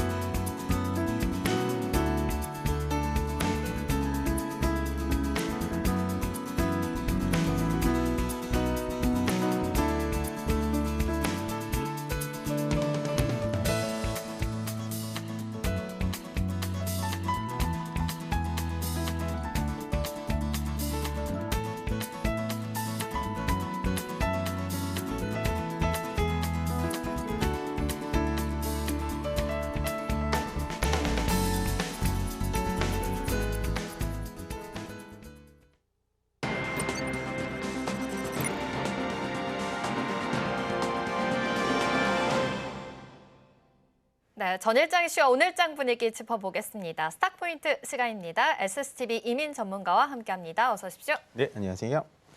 네, 일단 간밤 뉴욕 증시 상황부터 좀 체크를 해보자면 3대 지수 모두 상승으로 마감했습니다. 하지만 미중 무역 협상이 지금 이틀째 진행되고 있고요. 아직 끝나지 않은 상황입니다. 그러다 보니까 좀 눈치 보기 장세가 이어지고 있는데요. 그럼에도 불구하고 필라델피아 반도체 지수는 2.06%로 좀 강세 흐름 보였습니다. 오늘 우리 시장에서 반도체 흐름들 어떠한 움직임을 보일 수 있을지 함께 체크해 보도록 하겠습니다. 그렇다면 국내 증시 어제 살짝 좀 불안해지는 시점이었습니다. 어제 코스피가 연일 상승하긴 했지만 장중에 하락 전환을 하기도 했었거든요. 그래도 외국인들의 수급은 계속해서 들어오고 있는 상황입니다. 이 상법 개정안에 대한 통과 시기가 조금 늦어지면서 기대감도 다소 수그러든 게 아닌가라는 생각까지 드는데요. 전문가님과 함께 이야기 나눠보겠습니다. 어제 이 장 출발 때 같이 또 체크를 해봤었지만 장 출발이 그렇게 강하진 않았습니다. 어제 장중 내내도 좀 사실은 강하지 않은 모습이 포착이 됐는데 이제는 이 3,000피를 앞두고 나서 다시 숨고르기 장세에 들어가는 건지 약간의 불안감이 있긴 합니다. 어떻게 보고 계실까요? 일단은 2,850포인트를 넘어서 네. 전고점 부근까지는 지금 왔거든요. 네. 그러면 이 자리에서 어떻게 해야 되냐면 어저께처럼 이제 기간 조정이라고 하죠. 조정이라는 건 가격 조정과 기간 조정이라는 게 있는데요. 네. 지금은 V자 반등으로 올라왔듯이 가격 조정이라는 건 다시 제자리로 떨어지는 걸 가격 조정으로 얘기하고 현재 올라가 있는 상태에서 약간의 횡보 기간을 갖는 게 기간 조정이라고 보여지는데요. 어저께 이 약간 그 십자형 음봉 형태를 좀 본다면 전체적으로 일단은 기간 조정으로 조금 들어가는 초입의 단계가 아닐까라는 생각을 하고 있습니다. 이제 힌트를 좀 더 드리자면요. 어저께 기간 조정이 들어오면서 그러니까 시장이 연이은 상승세를 좀 멈춰주면서 어떠한 종목들이 같이 좀 떨어지면서 조정을 받았냐라고 본다면 역시나 강하게 시장을 좀 주도해왔던 지역 화폐 관련된 종목들이 조금은 많이 떨어졌어요. 그렇다라는 건 결국에는 현재 이재명 대통령의 신정부라고 하죠. 신정부에 대한 허니문 기간은 어느 정도의 약간 종료 수순이 나왔다라고 보시면 될 것 같습니다. 그러면은 좀 오해하실 수는 있는데요. 그렇다고 해서 시장 자체의 상승 랠리가 끝났다라고 보여지진 않아요. 전체적인 상승 추세는 여전히 저는 남아있다라고 보여지고요. 다만 현재 코스피와 코스닥을 좀 비교하자면 코스피보다는 코스닥 자체가 2차 전지도 좀 많고 제약바이오의 비중도 좀 많았기 때문에 코스피를 좀 따라가지는 못했던 그런 현실이었는데요. 지금은 제가 봤을 때는 어떻게 본다면 코스피가 올라가 있는 상태에서 기간 조정을 받아주는 타이밍일 때 코스닥이 조금 더 상승을 해주면서 코스피와 좀 키 맞추기 장세가 일어나지 않을까라는 생각이 들고요. 오늘도 여전히 전체적인 지금 미중 간의 협상이 어느 정도로 긍정적으로 좀 흘러가고 있다라고 하면서 미국과 이제 유럽 증시들이 또 분위기가 좋게 끝났기 때문에요. 오늘도 연속적으로 좀 상승 랠리가 계속해서 이어가지 않을까라고 생각을 해보고 다만 여태까지 우리가 6월 초반부터 지금까지 상승은 어떻게 보면 신정부에 대한 약간 정책적인 테마로 좀 움직여줬다면 오늘부터는 약간은 전체적인 흐름, 기존 주도 섹터였던 뭐 조선이라든지 방산, 원전 쪽으로 중심으로 다시 한번 시장이 또 이동되는 그런 흐름을 지켜보시면서 출발해 보겠습니다. 네, 좋습니다. 지금 말씀해 주신 대로 아무래도 신정부에 대한 허니문 랠리는 어느 정도는 좀 조정 기간에 들어오지 않았나라는 조언해 주셨습니다. 이 점 참고해 보시고요. 지역 화폐처럼 코나이가 굉장히 잘 갔었는데 지금은 숨고르기 장세에 들어갈 수 있다라는 점까지 포착해 보시기 바랍니다. 그렇다면 지금 말씀해 주신 대로 이렇게 상반기에 너무 잘 갔었던 이 방산이라든지 조선 테마가 다시 올라오고 있다라고 했는데 어제 정말 방산 쪽이 굉장히 또 좋았습니다. 현대로템이 지금 폴란드 2차 계약까지 임박을 하면서 계속해서 신고가 랠리 이어지고 있고요. 하나 에어로스페이스도 지금 목표 주가를 뭐 100만 원까지도 상향 조정하면서 증권가에서도 좋은 이야기가 계속 나오고 있습니다. 방산주 쪽 상반기와 마찬가지로 이제 계속해서 주도주로 갈 수 있는 건지 좀 궁금하거든요. 일단은 지금 같은 움직임이 바로 주도주의 움직임이에요. 그러니까 약간은 시장이 쉬어줄 때 다른 섹터에 넘겼을 때 많이 빠지진 않았잖아요. 조정을 좀 받아주다가 다시 한번 외국인 자금이 들어오니까 또 주도주의 역할을 하면서 시장을 끌어주는 걸 보면 이런 게 바로 이제 주도주의 역할이라고 보시면 될 것 같습니다. 그러니까 우리가 어저께도 이제 많이 말씀을 드렸다시피 어떠한 테마가 얼마나 오래 갈 것이냐가 주식시장에선 가장 크게 판가름을 하고 여러분들의 계좌를 살찌우는 그런 눈치 싸움이라고 보여지는데요. 전체적으로 조선과 방산은요. 뭐 여태까지는 관심이 없었지만 지금 작년부터 꾸준히 주도주 역할을 계속해서 해오고 있습니다. 거기다가 방산이라는 섹터 자체는요. 방금 앵커님께서 말씀하셨다시피 K2 전차라든지 뭐 이런 쪽에 대해서 수주가 계속해서 나오고 있고 원래는 방산 쪽에 대한 수주가 되게 은폐돼 있고 많이 이제 나오진 않았었는데 현재는 세계 경찰을 항상 말했었던 미국이 자국 우선주의로 바뀌면서 전체적으로 온 나라가 개별 국방, 그러니까 자기 국방을 좀 많이 얘기를 하면서 유럽 쪽에 대해서 계속해서 시장이 열리고 있다는 점은 우리가 좀 눈여겨봐야 될 것 같고요. 거기서 어저께도 이제 나토 쪽에서도 이제 국방비 증액을 또 시작을 하면서 전체적으로 이 방산 쪽에 대해서는 좀 모멘텀이 아직도 살아있지 않을까라고 조심스럽게 좀 예측을 해보도록 하겠습니다. 네, 유럽 쪽으로 계속해서 수주 이어지고 있고 아무래도 작년부터 꾸준히 주도주 역할을 해왔던 이 방산주들 앞으로도 계속 이 랠리가 이어질 수 있을 것이다라고 예측해 주셨으니까 확인해 보시면 좋을 것 같습니다. 오늘도 양시장 모두 상승 출발 예측하고 있습니다. 코스피가 0.7%, 코스닥 또한 0.74% 상승 출발 예측하고 있으니까요. 이 점 참고해 보시면서 우리 시장 문 열어보도록 하겠습니다.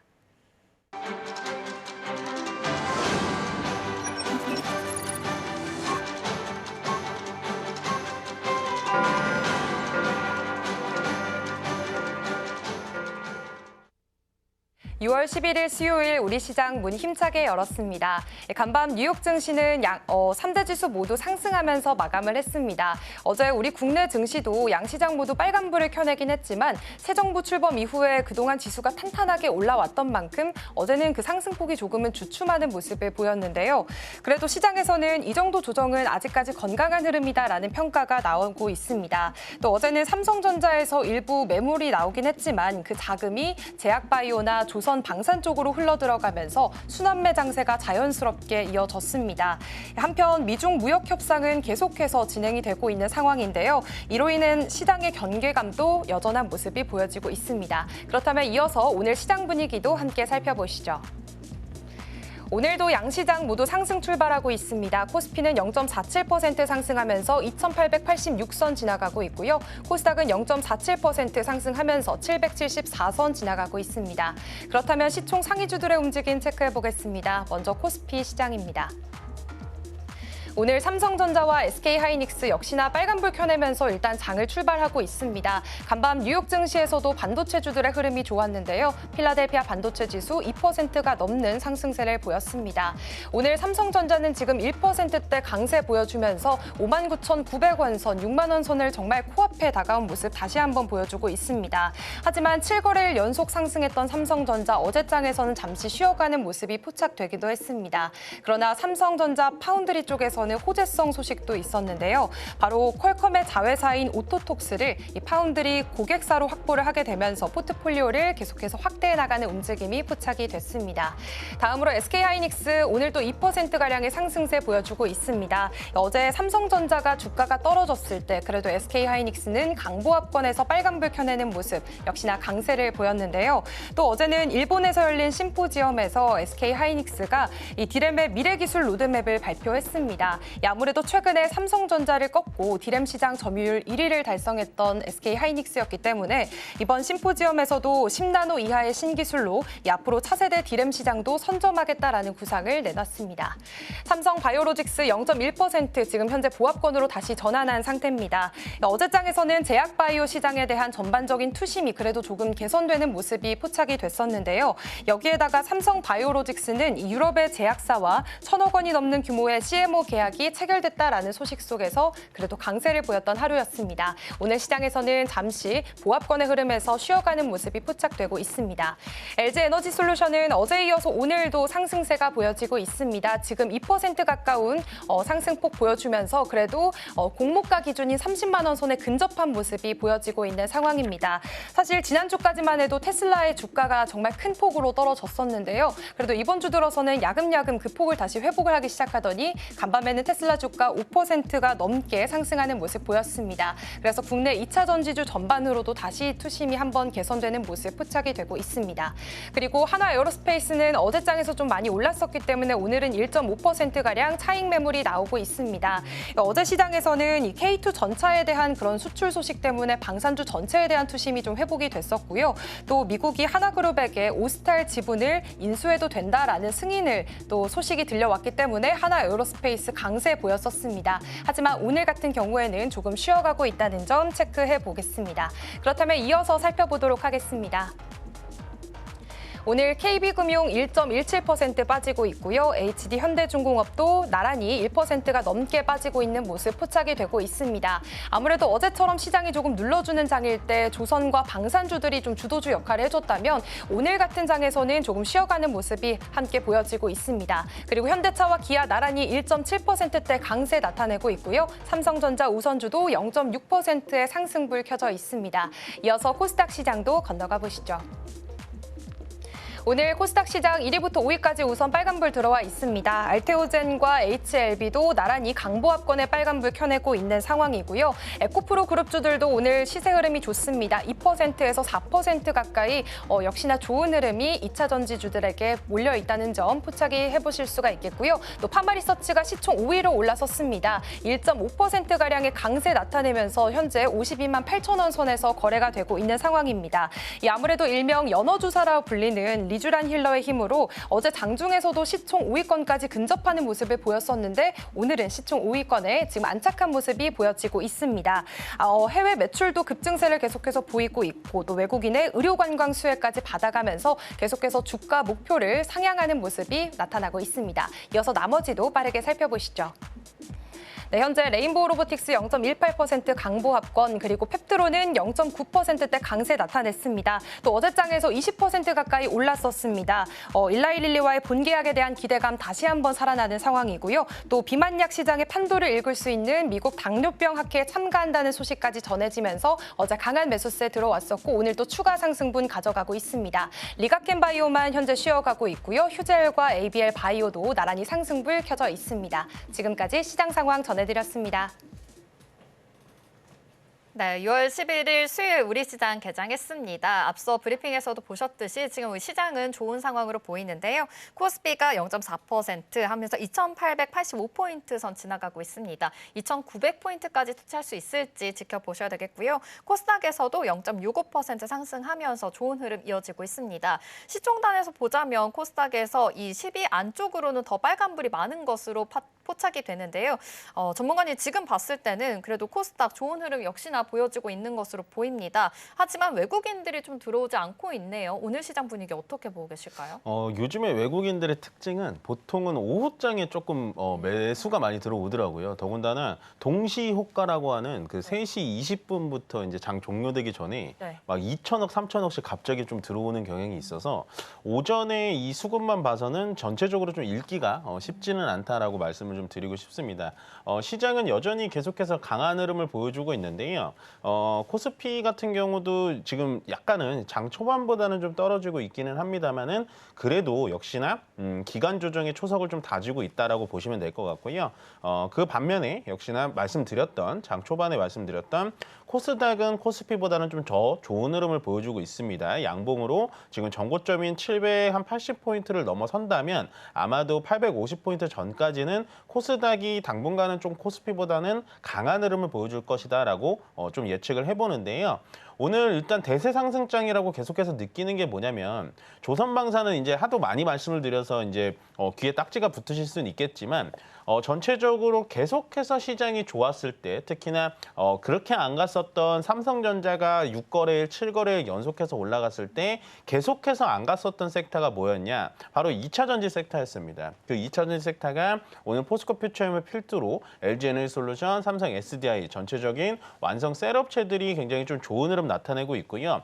코스닥 쪽에서도 에코프로 BM이라든지 에코프로가 좀 급등을 해주면서 전체적으로 지수를 좀 끌어올리고 있다라고 생각을 해주시면 될 것 같아요. 그래서 오늘 같은 경우는 뭐 일단은 올라가는 종목이 내려가는 종목보다 적습니다. 근데 지수 자체는 전체적으로 빨간불을 켜고 있는 건 시가총액 비중을 많이 갖고 있는 2차 전지 테마들까지도 오늘 올라가다 보니까 전체적인 지수는 지켜주는 대신 종목별로의 차별화 장세가 계속해서 이어지고 있다라고 정리해드리면 될 것 같습니다.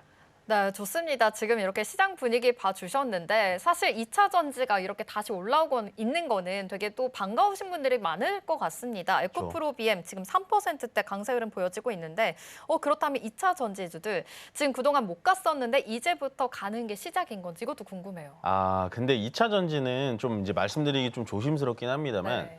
아직까지는 방향을 틀었다라고 보기는 좀 어려워요. 전체적인 지금 시장 글로벌 마켓을 보면 뭐 일단은 전기차의 수요가 미국 쪽에서는 조금 줄어들고 있거든요. 그러니까 지금 트럼프 대통령이 이제 전기차 세액공제 법안이라든지 이런 걸 좀 강력하게 규제를 하다 보니까 전체적으로 전기차가 늘어나진 않는 것 같고요. 더군다나 지금 뭐 2차 전지 대부분의 종목들이 유상증자를 한다든지 결국에는 계속해서 적자가 이뤄지고 있습니다. 물론 현재 자리에서 더 떨어지기는 쉽지는 않은 것 같아요. 계속해서 이 자리에서 반등이 들어오고 하는데 지금 2차 전지에 물려있는 분들은 어떻게 본다면 지금 바닥 자리니까 추가 매수를 해볼까라고 생각해 보실 수는 있는데 아직도 제가 봤을 때 바닥을 잡기에는 좀 애매합니다. 애매하기 때문에요.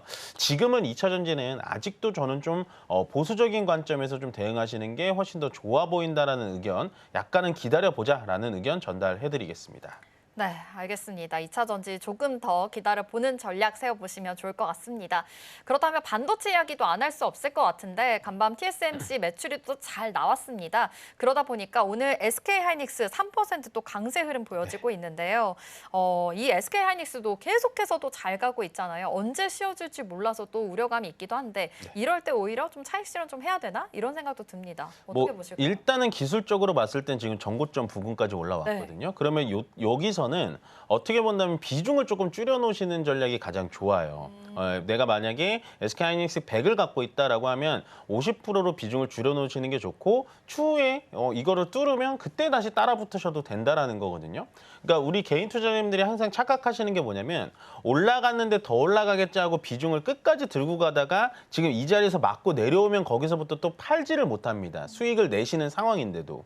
그렇기 때문에 정고점인 상황에서는 저는 항상 익절은 옳다라고 말씀을 드렸다시피 현재는 지금 손해보신 분이 없는 자리예요. 제가 하이닉스에 대해서는 참 이 자리에서도 많이 말씀을 드렸는데 지금도 쌉니다라고 많이 말씀을 드렸던 자리가 19만 원에서 18만 원 정도 자리였던 것 같습니다.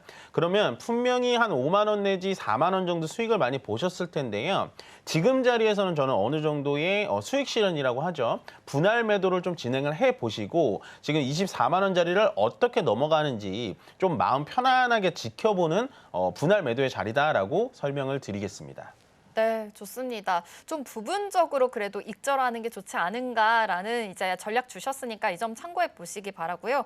그렇다면 지금 삼성전자에서도 퀄컴 자회사 관련해서 반도체 양산을 준비하고 있다라는 소식이 들려왔습니다. 삼성전자도 사실 계속해서 지지부진했었는데 6만전자 앞으로 다가왔잖아요. 6만전자 터치하기도 했고요. 네. 지금 삼성전자에 대한 전략은 어떻게 세워보면 좋을까요? 그러니까 이제 하이닉스는 이제 익절의 얘기가 나오는 반면에 네. 삼성전자는 또 반대급부적으로 편안한 자리다. 익절을 할 수 있는 분들도 많이 없을 거예요. 물론 네. 뭐 5만 5천 원짜리에 사신 분들도 있으시겠지만 5천 원 정도의 수익이라면은 단 지금 10%도 수익이 있는 상태가 아닙니다. 그렇기 때문에 삼성전자 뭐 6만 전자 얘기가 나오자마자 다시 한번 좀 내려갔고요. 아마도 오늘 전체적인 분위기를 봐서는 6만 원을 또 다시 터치를 할 수는 있을 것 같아요. 근데 그게 지금 삼성전자한테는 큰 의미가 있는 숫자는 아닌 걸로 보여집니다.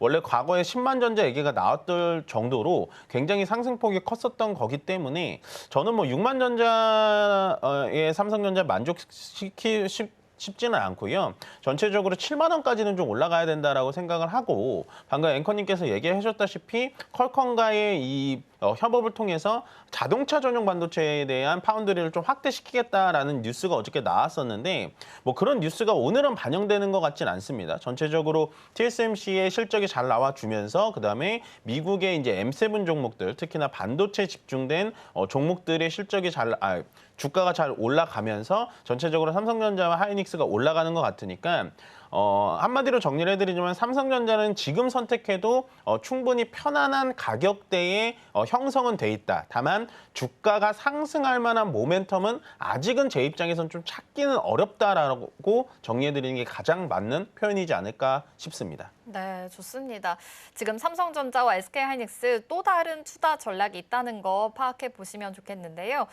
다음 질문으로는 지금 전문가님께서 항상 지주사 쪽 괜찮다. 좀 아무래도 이 새 정부가 들어서면서 이 정책 기대감뿐만 아니라 지수사 쪽으로도 지금 올라갈 모멘텀이 있다 이렇게 말씀을 해주셨는데 어제 살짝 좀 쉬어가는 흐름이었습니다. 이럴 때도 불안하잖아요. 이럴 때 좀 차익 실현 좀 해야 되지 않을까? 이제는 멈춤의 끝인가?라는 생각이 드는데 이쪽 어떻게 바라보면 좋을까요? 일단 어저께 조정 나왔다가 오늘 다시 조금 올라가고는 있거든요. 전체적으로 이 지주사는 약간 그 이재명 신정부 테마주랑은 좀 다른 거예요. 네. 그러니까 뭐 지역 화폐 같은 경우는 이제 실질적으로 이행을 해야 돼서 그게 이행이 된다면 이제 세론 효과로 거의 이제 뉴스가 소멸이 되는 거고요.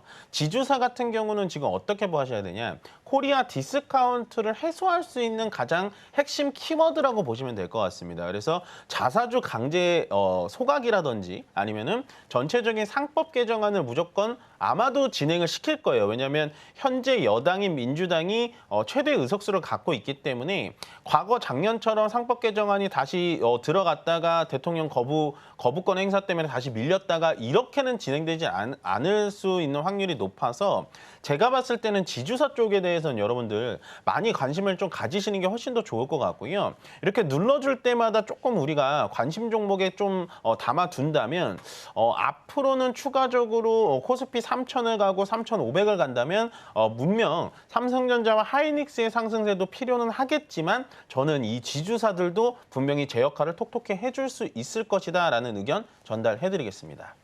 네, 좋습니다. 지주사, 이 코리아 디스카운트를 해소할 수 있는 전략이니만큼 좀 눌러줄 때마다 담아주는 전략도 필요할 것 같다라고 말씀해 주셨습니다. 이 점 참고해 보시면서 투자 전략 잘 세워보시기 바랍니다. 스탁포인트는 여기서 마무리하도록 할게요. SCTV 이민 전문가와 함께했습니다. 고맙습니다. 네, 고맙습니다.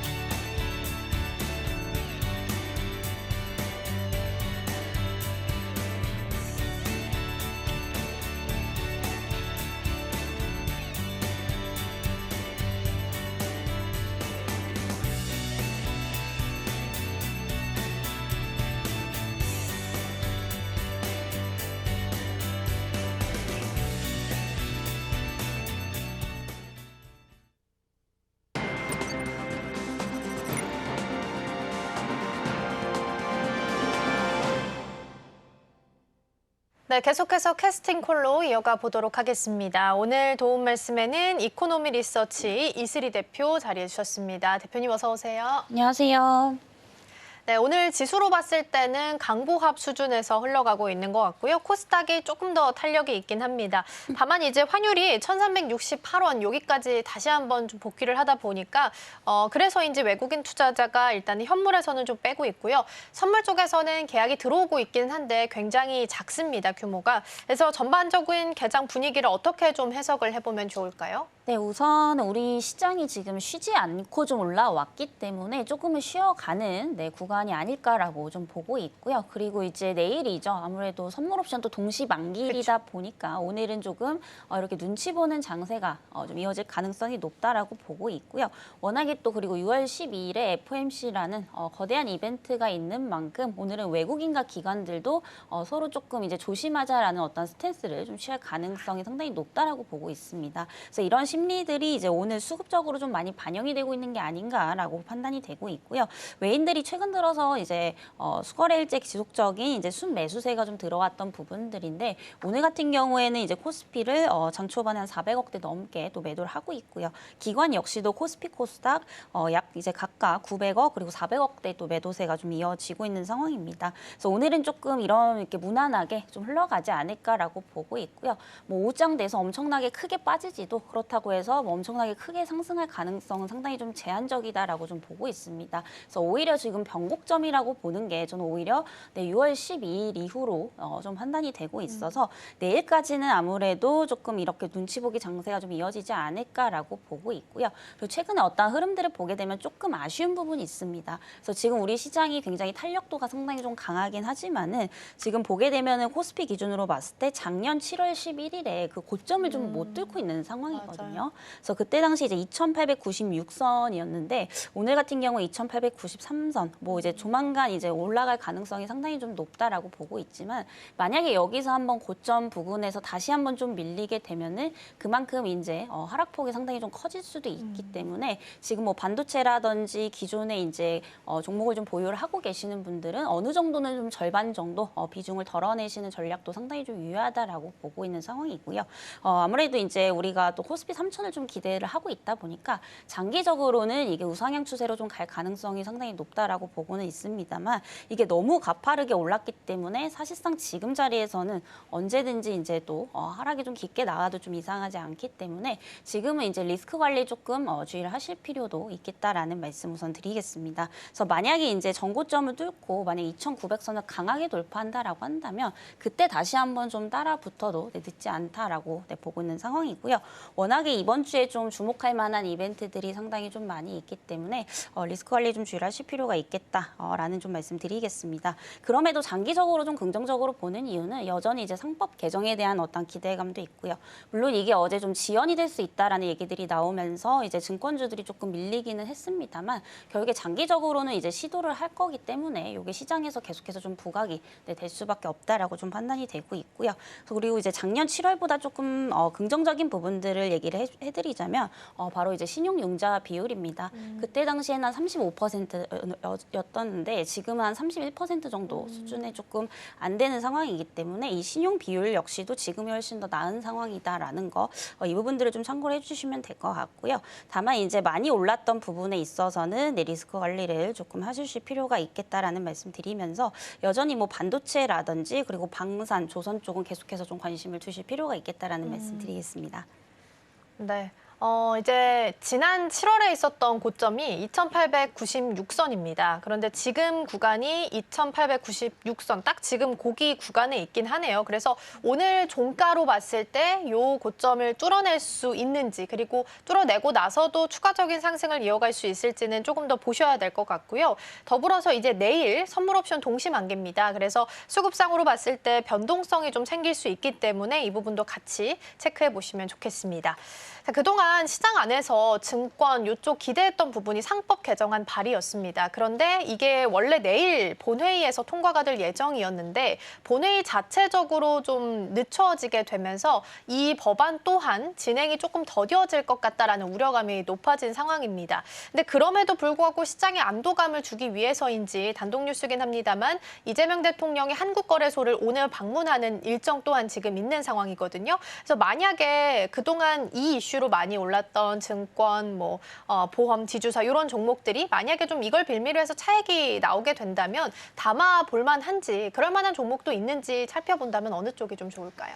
저는 이제 말씀 주신 대로 어차피 상법 개정은 될 가능성이 높다라고 봅니다. 그러니까 지금 당장에 이제 될 거야라는 어떤 기대감 때문에 지금 올랐기 때문에 그게 이제 단기적으로 좀 우려감으로 바뀌다 보니까 이제 주가상의 하락으로 좀 나타나고 있는 부분들인데요.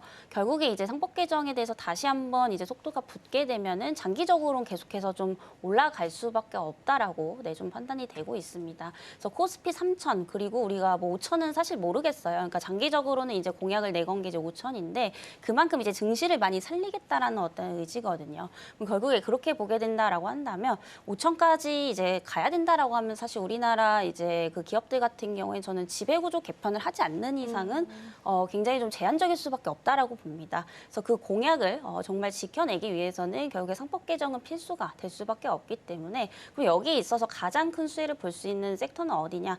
단연코 이제 증권이라든지 이제 보험, 지주사 쪽이 될 수밖에 없습니다. 이 섹터들은 아시겠지만 개인 투자자분들이 원래 좀 선호를 안 하세요. 왜냐하면 아무리 실적이 좋게 나와도 항상 이제 디스카운트 되는 대표적인 업종들이었는데 그게 이제 그 지배구조에 대한 어떤 그런 한계 때문에 그렇습니다. 그래서 결국에 이제 상법에 대한 개정이 좀 이루어지게 되면은 그만큼 이제 그 경영 구조에 대해서 굉장히 좀 투명해지는 상황이기 때문에 이제 그 소액주주분들 입장에서도 상당히 좀 긍정적일 수밖에 없는 부분들이고요. 그래서 이 기업 가치가 앞으로 좀 제고될 가능성이 높기 때문에 이게 앞으로 계속해서 좀 중장기적으로 밀린다라고 한다면 오히려 조금 분할 매수를 한번 해보셔도 좀 좋지 않을까라는 말씀드리겠고요. 지금 워낙에 이제 시장에 발 맞춰서 대부분의 업종들이 많이 상승을 했기 때문에 이렇게 저평가된 기업들을 좀 찾기도 쉽지가 않습니다. 그래서 그런 의미에서 본다면 여전히 이제 증권, 보험, 지주사 이쪽은 이번 이제 정권 내내 조금 대장주가 될 가능성이 상당히 좀 높다라고 보고 있습니다. 그래서 오히려 이렇게 그동안 이제 좀 많이 올라서 그렇게 올라타지 못하신 분들은 오히려 조정 시에 좀 기회가 될 수 있다라는 점까지 좀 참고를 해보시면 좋을 것 같습니다. 그러면 여전히 오히려 눌렸을 때가 좀 기회가 될 수 있을 것 같고요. 상법 개정안 좀 연결지어서 한 가지만 더 여쭤보면 탑10 지오지아 그러니까 신성통상이 잦은 상패에 재도전한다라는 겁니다. 그래서인지 오늘 기관 수급 순매수 상위 종목을 좀 보니까 의외로 지금 신성통상이 3위에 자리를 하고 있는 상황이거든요. 실제적으로 이제 상법 개정 관련해서 자체적으로 담보로 교환 사채를 좀 받고 있는 기업들도 조금씩 나타나고 있는 상황이다 보니까 이걸 테마로 이해해야 되는 건가 싶은 생각도 들어서 길게 봐도 되는 거 맞아요? 사실 이제 신성통상 같은 기업들은 어떻게 보면 시가총액이 조금 굉장히 좀 작은 그쵸. 종목군들이거든요. 사실 이제 신성통상 같은 경우에 그리고 그 이전에 시장에서 어떤 이슈로 좀 부각이 됐었냐면은 대부분 이제 테마주로서 조금 상승을 했던 부분들이 상당히 좀 컸었습니다. 그래서 뭔가 이제 펀더에 의해서 중장기적인 어떤 기초 체력이 좋아서 상승을 했다기보다는 일부 이제 반짝 이슈 그리고 특히나 이제 정책 테마로 엮였을 때 굉장히 좀 강했던 부분들이었거든요. 그래서 이번 부분들이 이제 상법 개정으로 인해서 진짜로 이제 신성통상이 여기에 따른 뭐 직접적인 수혜를 볼 수 있을지는 잘 모르겠습니다. 근데 어쨌든 지금 이런 상법 개정에 대한 기대감이 우리가 실질적으로 기대 가치가 이제 높아지고 있는 것은 사실입니다만은 그 안에서도 조금 옥석 가리기를 하실 필요가 있을 것 같아요. 왜냐하면 이제 시총 작은 종목군들이 단순히 이제 뭐 자사주 보유 비율이 상당히 좀 높다라는 이유로 그냥 뭐 엮여서 또 테마격으로 상승을 했던 부분들도 있거든요. 그래서 오히려 이제 이런 종목들을 조금 주목을 해보시기보다는 개인 투자자분들은 조금 안전하게 앞서 말씀드렸던 뭐 지주사라든지 금융보험 쪽은 지금 실적이 또 너무 좋죠. 여전히 이렇게 올랐음에도 대부분이 이제 PBR 1배 미만에 속해 있는 종목군들이 상당히 좀 많이 있기 때문에 그쪽으로 한번 눈여겨보시면 좋을 것 같고요. 그리고 신성통상 같은 경우에 지금 연일 계속해서 좀 상승을 하고 있는데 여기서 지금 기관들이나 뭐 외인들이 들어오고 있다라고 해서 자칫하다가는 이제 추격 매수 하시다가 좀 크게 물리실 수 있다라는 점까지 참고를 해보시면 좋을 것 같습니다. 네, 그렇군요. 그 자사주 보유 비중이 높다고 해서 다 좋은 게 아니라 일단은 숫자도 그렇고 펀더도 좀 튼튼한 종목들 위주로 가려야 된다라는 조언을 좀 주신 것 같습니다. 일단 오늘 의외로 신성통상이라는 종목이 기관 순매수에 좀 이름을 올리고 있어서 먼저 확인을 좀 해봤고요. 이어서 오늘 올라오고 있는 테마들, 주목할 만한 테마들 살펴보도록 하겠습니다. 첫 번째로는 앞서서 좀 이야기 나눠봤던 지주사가 자리하고 있습니다. 그동안 상승세가 굉장히 가팔랐죠. 그런데 더 갈 수 있는가라는 질문에 대해서도 추가적인 상승을 일단은 이어가는 분위기입니다. 어제도 조금 떨어지는 분위기가 있었나 싶었는데 다시 한번 좀 올라오는 모습이고요. 오늘 또한 SK도 3% 그리고 어제 홀딩스 붙어있는 종목들 잘 갑니다라고 말씀드렸는데 오늘도 추가적인 상승 이어가고 있고요. GS나 LG 또한 한 1%대 상승률 기록하고 있습니다. 이번 정권 내내 수혜를 받을 수 있을지 장기적인 관점도 가능할지 잠시 후에 점검해 보겠습니다. 두 번째 열어볼까요?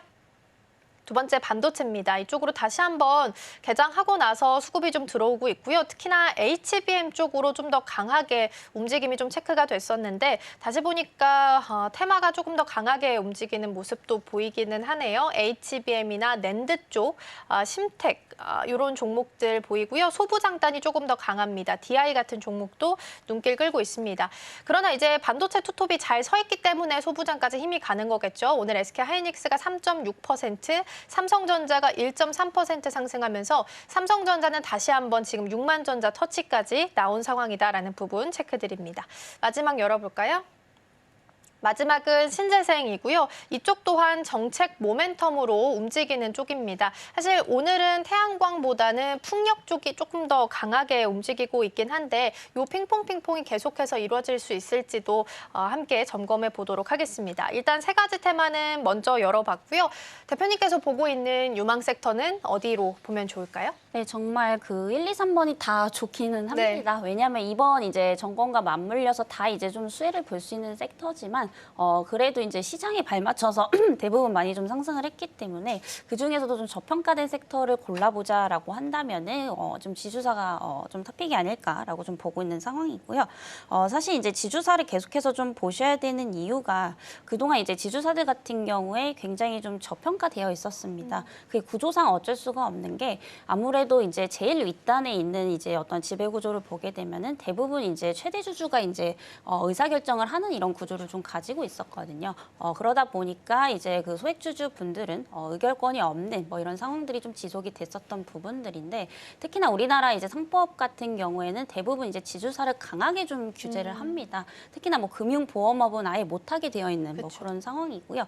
그리고 이제 다른 업종을 하더라도 그 법 자체가 굉장히 좀 까다로웠던 부분들이기 때문에 자회사들 실적이 아무리 잘 나와도 지주사들은 좀 한계가 있었다라는 거죠. 그리고 이제 구조를 좀 보게 되면은 자회사에서 이제 돈을 잘 벌어야 거기에 이제 배당금을 의존하는 이런 이제 방식이었었는데요. 사실 그러다 보니까 이제 자회사가 만약에 돈을 못 벌거나 그리고 아무리 잘 벌더라도 이게 배당을 이제 지주사 쪽에 많이 안 해주게 되면은 그만큼 이제 수익 구조에 좀 한계를 느꼈던 뭐 이런 이제 상황들이었는데요. 결국에 이걸 전면 개편하게 되면은 결국에 이제 가장 수혜를 받을 수 있는 것은 저는 여전히 좀 지주사다 이렇게 좀 보고 있는 상황입니다. 그래서 지금 이렇게 상승을 했음에도 불구하고 여전히 좀 저평가되어 있다라는 점 이 부분을 좀 참고를 해보시면 될 것 같고요. 최근에 이제 뭐 두산이라든지 LS 정도를 좀 제외하면은 대부분의 지주사들이 지금 PBR 한 1배 미만 정도에 속해 있는 상황입니다. 그래서 제가 아까 말씀드렸지만은 무조건 근데 PBR이 낮다라고 해서 다 좋은 거는 아니거든요. 왜냐하면 이제 PBR이 낮다라는 것은 그만큼 이제 기업 가치가 시가총액 대비 이제 낮다라는 이제 의미로 좀 보시면 될 것 같은데 그만큼 이제 그게 재평가를 받는 걸 수도 있습니다. 아무래도 이제 자회사들이 이제 사업 경쟁력을 좀 잃어가거나 그만큼 이제 돈을 못 벌게 되면은 당연히 이제 PBR은 또 낮아질 수밖에 없는 부분들인데요. 여기서 좀 옥석 가리기가 좀 중요하다라고 보고 있는 상황이고요.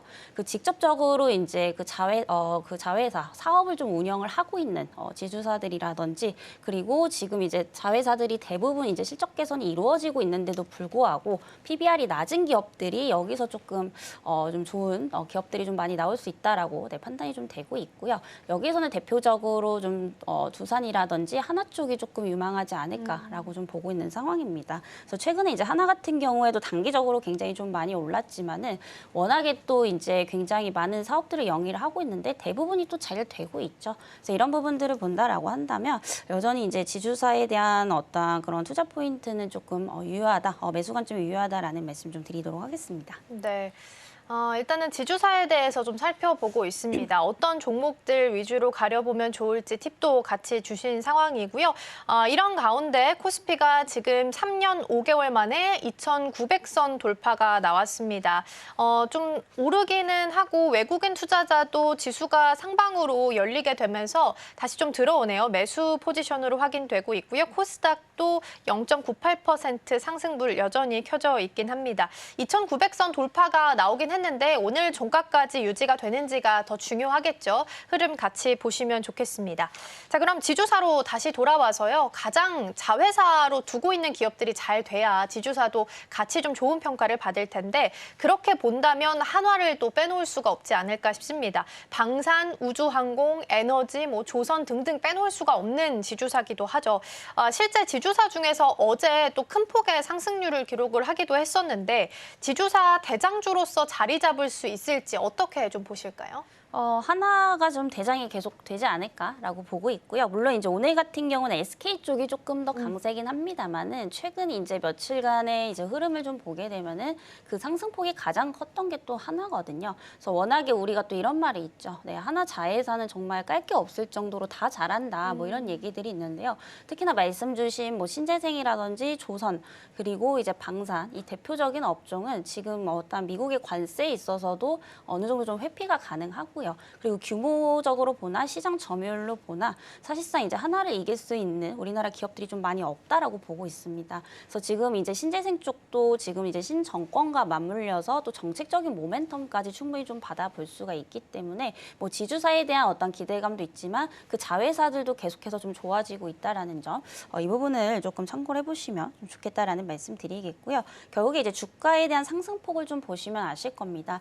6월 4일에 이제 당선이 되고 나서 이제 그 주가의 어떤 흐름을 보게 되면은 지주사 중에 또 가장 많이 올랐던 게 하나였었거든요. 그래서 이런 이제 부분들을 보면 여전히 좀 대장이 될 가능성이 높다라고 보고 있고요.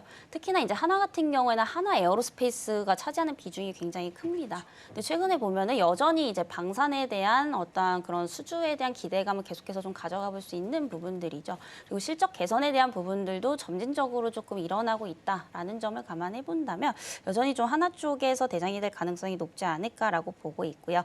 물론 이제 뭐 두산이라든지 다른 이제 좋은 지주회사들도 있지만은 실질적으로 이제 사업을 직접적으로 영위하는 지주사는 이제 몇 개 안 됩니다. 그 중에 하나가 이제 하나다라고 좀 보시면 될 것 같고요. 오늘은 조금 어제 오른 탓에 조정이 좀 나오고 있지만 오히려 조정 시에 우리가 좀 관심을 가질 수 있는 기회가 되지 않을까라고 보고 있는 상황입니다. 네, 그렇죠. 방산 쪽에 대한 모멘텀을 특히나 더 받아가면서 더 좋은 평가를 받고 있는 것 같고요. 현대로템이 어제 또 올타임 하이 신고가 나왔습니다. 오늘도 추가적으로 4% 정도 이어가는 상승세도 확인이 좀 되고 있네요. 가장 좋은 지주사로 일단 탑픽 종목으로는 한화도 살펴봤습니다. 자, 그럼 이어서 다음 테마로 반도체 쪽으로 시선을 좀 돌려보겠습니다. 이전에는 코스피가 상승하려고 하면 삼성전자가 같이 좀 따라 올라줬어야 됐어요. 근데 요즘에는 그런 거 큰 의미 없이 다른 시총이 큰 지주사나 밸류업 종목들이 좀 잘 뒷받침을 해줘서 그런지 삼전 없이도 3,000피 향해서 오늘 지금 2,900선도 터치가 나왔으니까 계속해서 지수가 좀 잘 가고 있는 것 같거든요. 그러면 삼성전자는 그동안 지수를 견인하는 종목으로서 외국인 투자자가 바스켓으로 매수가 들어올 때 같이 들어온다라는 장점이 좀 있었는데 이에 대한 메리트가 좀 사라진 건지 궁금해요. 오늘도 외국인 순매도 삼성전자 지금 상위에 있긴 하거든요. 네, 우선은 이제 여전히 뭐 삼성전자가 차지하는 비중은 상당히 좀 크다라고는 보고는 있습니다만 이전과 비교를 했을 때는 그 지배력이 많이 좀 약화가 된 것도 사실이거든요. 왜냐하면 지금 SK하이닉스가 최근 5년 동안 너무 지금 치고 올라온 것도 있고요. 원래는 이제 우리가 삼성만큼 좋은 기업은 없다 뭐 이런 이제 인식들이 있었는데 막상 보니까 또 방산 쪽에서도 잘 하고 있죠. 특히나 이제 코스피에 속해 있는 게 뭐 건설기계 이쪽도 지금 계속해서 꾸준한 영업이익과 매출액 성장이 좀 이루어지고 있는 부분들이기 때문에 특히나 전력설비 쪽이 최근에 굉장히 많이 커졌습니다.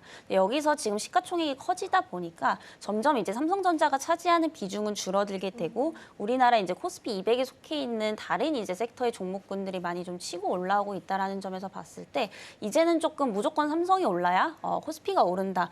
이런 이제 이분법적인 어떤 그런 논리는 조금 접어두시는 게 좀 좋지 않을까 이렇게 좀 보고 있고요.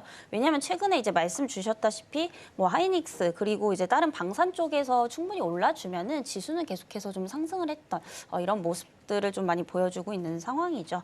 그럼에도 불구하고 저는 여전히 이제 삼성전자 단기적으로는 조금 애매합니다. 오히려 SK하이닉스 쪽이 훨씬 더 민감하게 좀 반응을 할 수 있겠지만은 중장기적으로는 여전히 삼성전자가 메리트는 있다라고 좀 판단이 되고 있고요.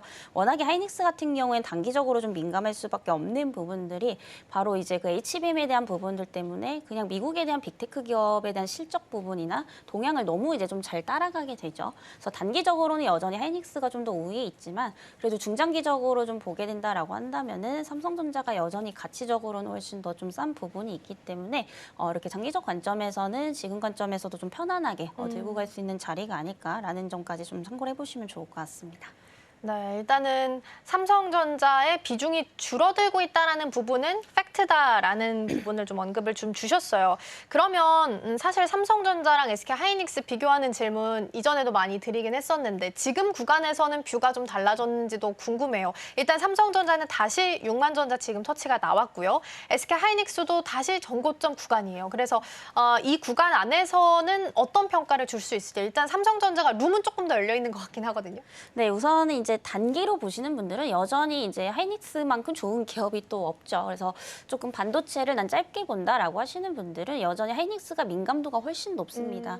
특히나 이제 빅테크주들 움직이게 되면은 가장 빠르게 반응하는 게 또 하이닉스였던 그쵸. 부분들이고요. 이 외국인 수급들을 보더라도 하이닉스 쪽에 조금 더 집중되는 이런 현상들이 많이 일어났었죠. 다만 이제 중장기적으로 보면은 삼성전자도 좀 메리트가 있다라고 저는 보는 게 어쨌든 덜 올랐던 이런 부분들도 있지만요. 사실 하이닉스 같은 경우엔 대부분 이제 그 HBM 그리고 이런 메모리 사업 쪽에 대한 의존도가 굉장히 좀 높습니다. 근데 삼성전자 같은 경우에는 오히려 이게 좀 장점이 될 수 있는 게 가전이라든지 제품 뭐 이런 가전제품이라든지 핸드폰 이쪽으로도 이제 포트폴리오를 다변화를 하고 있는 상황이죠. 그러다 보니까 뭐 파운드리 쪽도 있고 메모리 이제 비메모리 관련해서 이런 이제 사업에 대한 어떤 안정성은 오히려 하이닉스보다 조금 더 높다라고 좀 보고 있는 상황입니다. 그래서 오히려 장기적으로 본다라고 한다면 삼성전자를 조금 안정적으로 좀 끌고 가실 수도 있다라는 점 말씀 좀 드리겠고요. 하이닉스 같은 경우에는 지금 이제 미국의 빅테크주들이 올라오다 보니까 지금 오히려 좀 버프를 좀 더 받고 있는 상황이죠. 근데 반대로 보면 만약에 이제 미중 무역 협상에 있어서 또 이제 반대급부로 이제 갈 경우에는 다시 한번 반도체들이 또 빠질 수도 있는 부분들이거든요. 근데 그 많이 오른 만큼 더 민감하기 때문에 하이닉스 쪽이 좀 하락폭도 더 클 수 있다라는 점까지 참고를 해보시면 될 것 같습니다. 그래서 결국에 단기로 보느냐, 중장기로 보느냐의 좀 차이라고 좀 보고 있고요. 오늘 주가에서 보시다시피 하이닉스가 훨씬 더 강합니다. 그래서 여전히 단기 관점에서 보신다면 하이닉스 쪽을 집중적으로 좀 보시되 좀 중장기적 관점에서 뭔가 매크로 환경에 있어서 좀 크게 흔들리지 않고 조금 안정적으로 가져가고 싶다라고 하시는 분들은 지금 삼성전자도 괜찮다라는 점 말씀드리도록 하겠습니다. 그러게요. 단기로 보면 하이닉스, 중장기로 보면 삼성전자 정리해 주셨고 지금 23만 9,500원, 24만 원 계속 오르락 내리락 하고 있는데 지금 전고가 24만 8,500원 요 수준입니다. 그래서 거의 전고 구간에 지금 들어와 있는 상황이라서 오히려 품목별 관세나 반도체 칩스법 관련한 내용들, 악재 노이즈가 끼게 된다면 그동안 많이 올랐던 하이닉스가 조금 더 상대적으로 피해를 볼 수 있다라는 부분도 언급을 주셨으니까 투자하실 때 참고해 보시면 좋겠습니다. 개장 분위기 잘 살펴봤고요. 대표님과는 여기서 인사 나누겠습니다. 오늘 말씀 고맙습니다.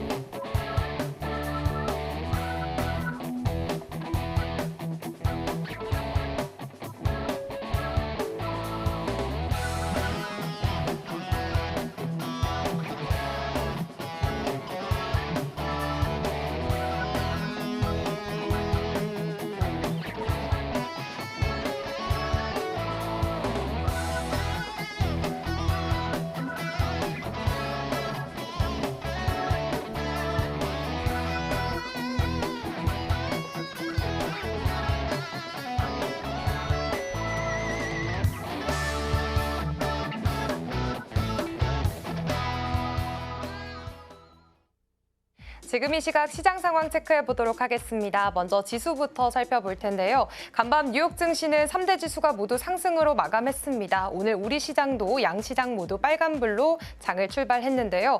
그래도 현재는 지금 장 초반에 비교했을 때 상승폭을 더 확대한 모습 보여주고 있습니다. 코스피는 1% 넘게 올라주면서 지금 2,900선을 돌파한 모습 보여지고 있고요. 코스닥도 1.12% 상승하면서 779선 지나가고 있습니다. 그렇다면 수급 상황도 함께 체크해 보도록 하겠습니다. 먼저 코스피 시장입니다. 현재 코스피에서는 외국인과 기관 두 메이저 주체들의 사자세가 나타나고 있습니다. 외국인은 736억 원, 그리고 기관은 215억 원 사들이고 있는 모습 포착이 되고 있고요. 다만 개인만 매도 우위를 나타내고 있습니다. 현재 842억 원 물량 던지는 모습도 포착이 되고 있습니다. 이어서 코스닥 시장도 수급 상황 함께 체크해 보시죠. 네, 이쪽에서는 기관만이 지금 혼자 매도 우위 보여주고 있습니다. 252억 원 팔고 있고요. 개인과 외국인 함께 물량 담아가고 있습니다. 개인 145억 원, 외국인은 122억 원 담아가고 있네요. 자, 그렇다면 이어서 업종별 등락률 체크해 보겠습니다. 먼저 코스피 시장에서 상승하는 업종들 체크해 보시죠. 현재 코스피에서는 기계 쪽 강합니다. 2.5%가량 강세 나타내고 있는데요. 오늘도 두산에너빌리티가 아주 강한 매수세 보여주고 있습니다. 그러면서 기계업종 전반적으로 상승 흐름 이끌어주고 있고요. 전기 가스업도 2.38%, 그리고 보험도 2.4%가량 강한 매수세가 붙고 있습니다.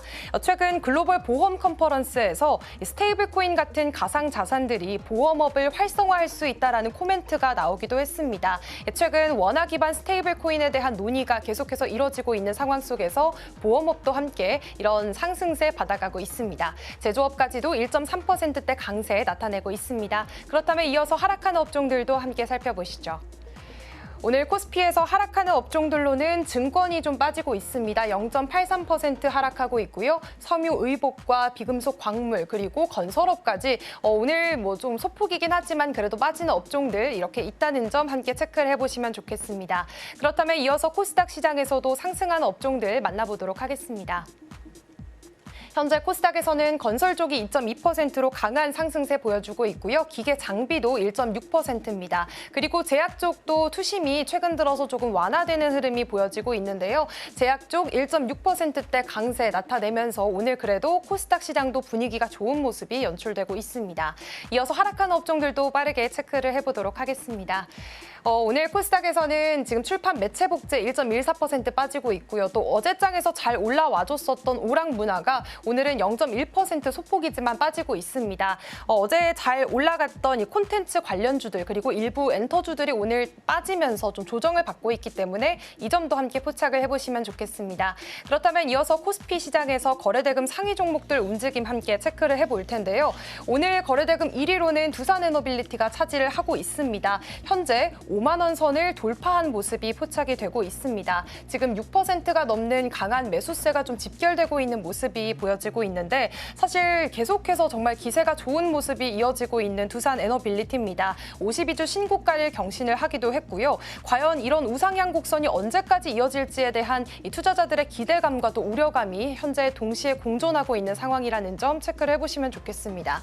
그리고 오늘 SK하이닉스와 삼성전자 반도체 투탑도 여전히 2위와 3위 나란히 차지하고 있는 모습 보여지고 있습니다. 오늘 SK하이닉스는 지금 4% 가까운 좀 급등세 연출해내면서 24만 원 선 터치를 또 바라보고 있는 시점인데요. 사실 간밤 엔비디아 주가 1% 가까이 올랐고요. 또 TSMC가 5월 매출도 호조세를 보이면서 AI 컴퓨팅 관련해서 이런 시장이 여전히 강하다라는 것이 입증이 됐습니다. 이로 인해서 국내 반도체주들에게도 호조로 작용을 했고요. 삼성전자 역시나 어제장에서는 조금 쉬어가는 모습이 연출되긴 했지만 오늘장 안에서 1.3%가량 다시 상승세 붙어주면서 현재 6만 원 선을 계속해서 왔다 갔다 하는 모습 보여지고 있습니다.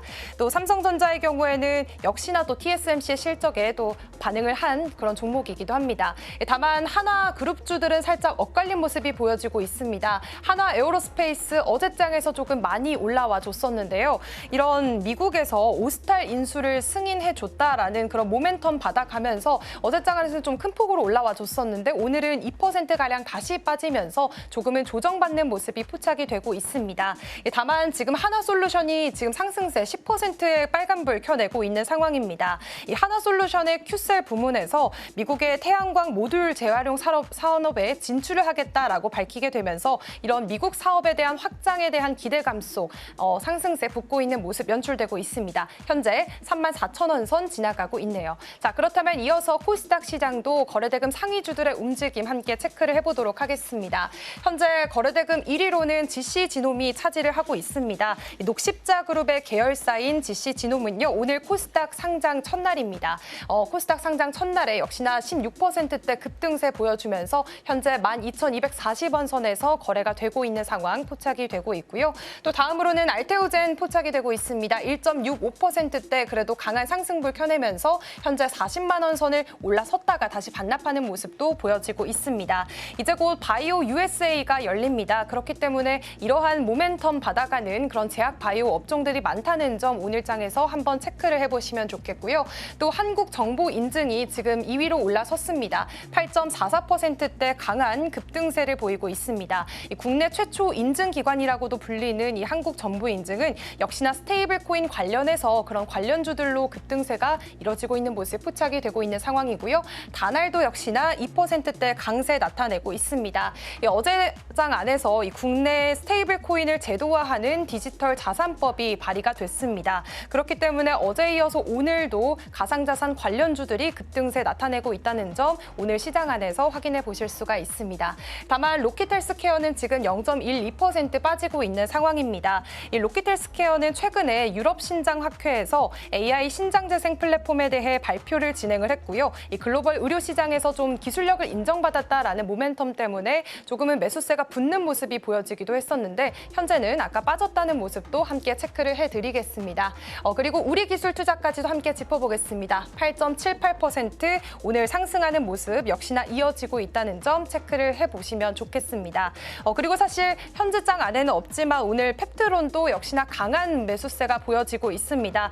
계속해서 일라일리와의 본계약이 이뤄질 것이다라는 기대감과 그리고 이제 미국 당뇨병 학회에 참가하겠다라는 그런 말까지 나오게 되면서 오늘 시장 안에서 매수세가 붙는 모습 끝까지 지켜봐 주시면 좋겠습니다. 지금까지 시장 상황 전해드렸습니다.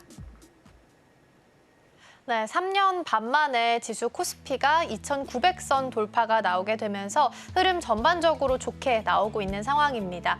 더불어서 오늘 이재명 대통령이 한국거래소 방문하는 일정이 있습니다. 이전에 대선 전부터 5,000피에 대한 이야기를 했던 상황이기 때문에 관련해서 뉴스가 좀 나오게 될지도 오후장 내내 체크해 보시면 좋겠습니다.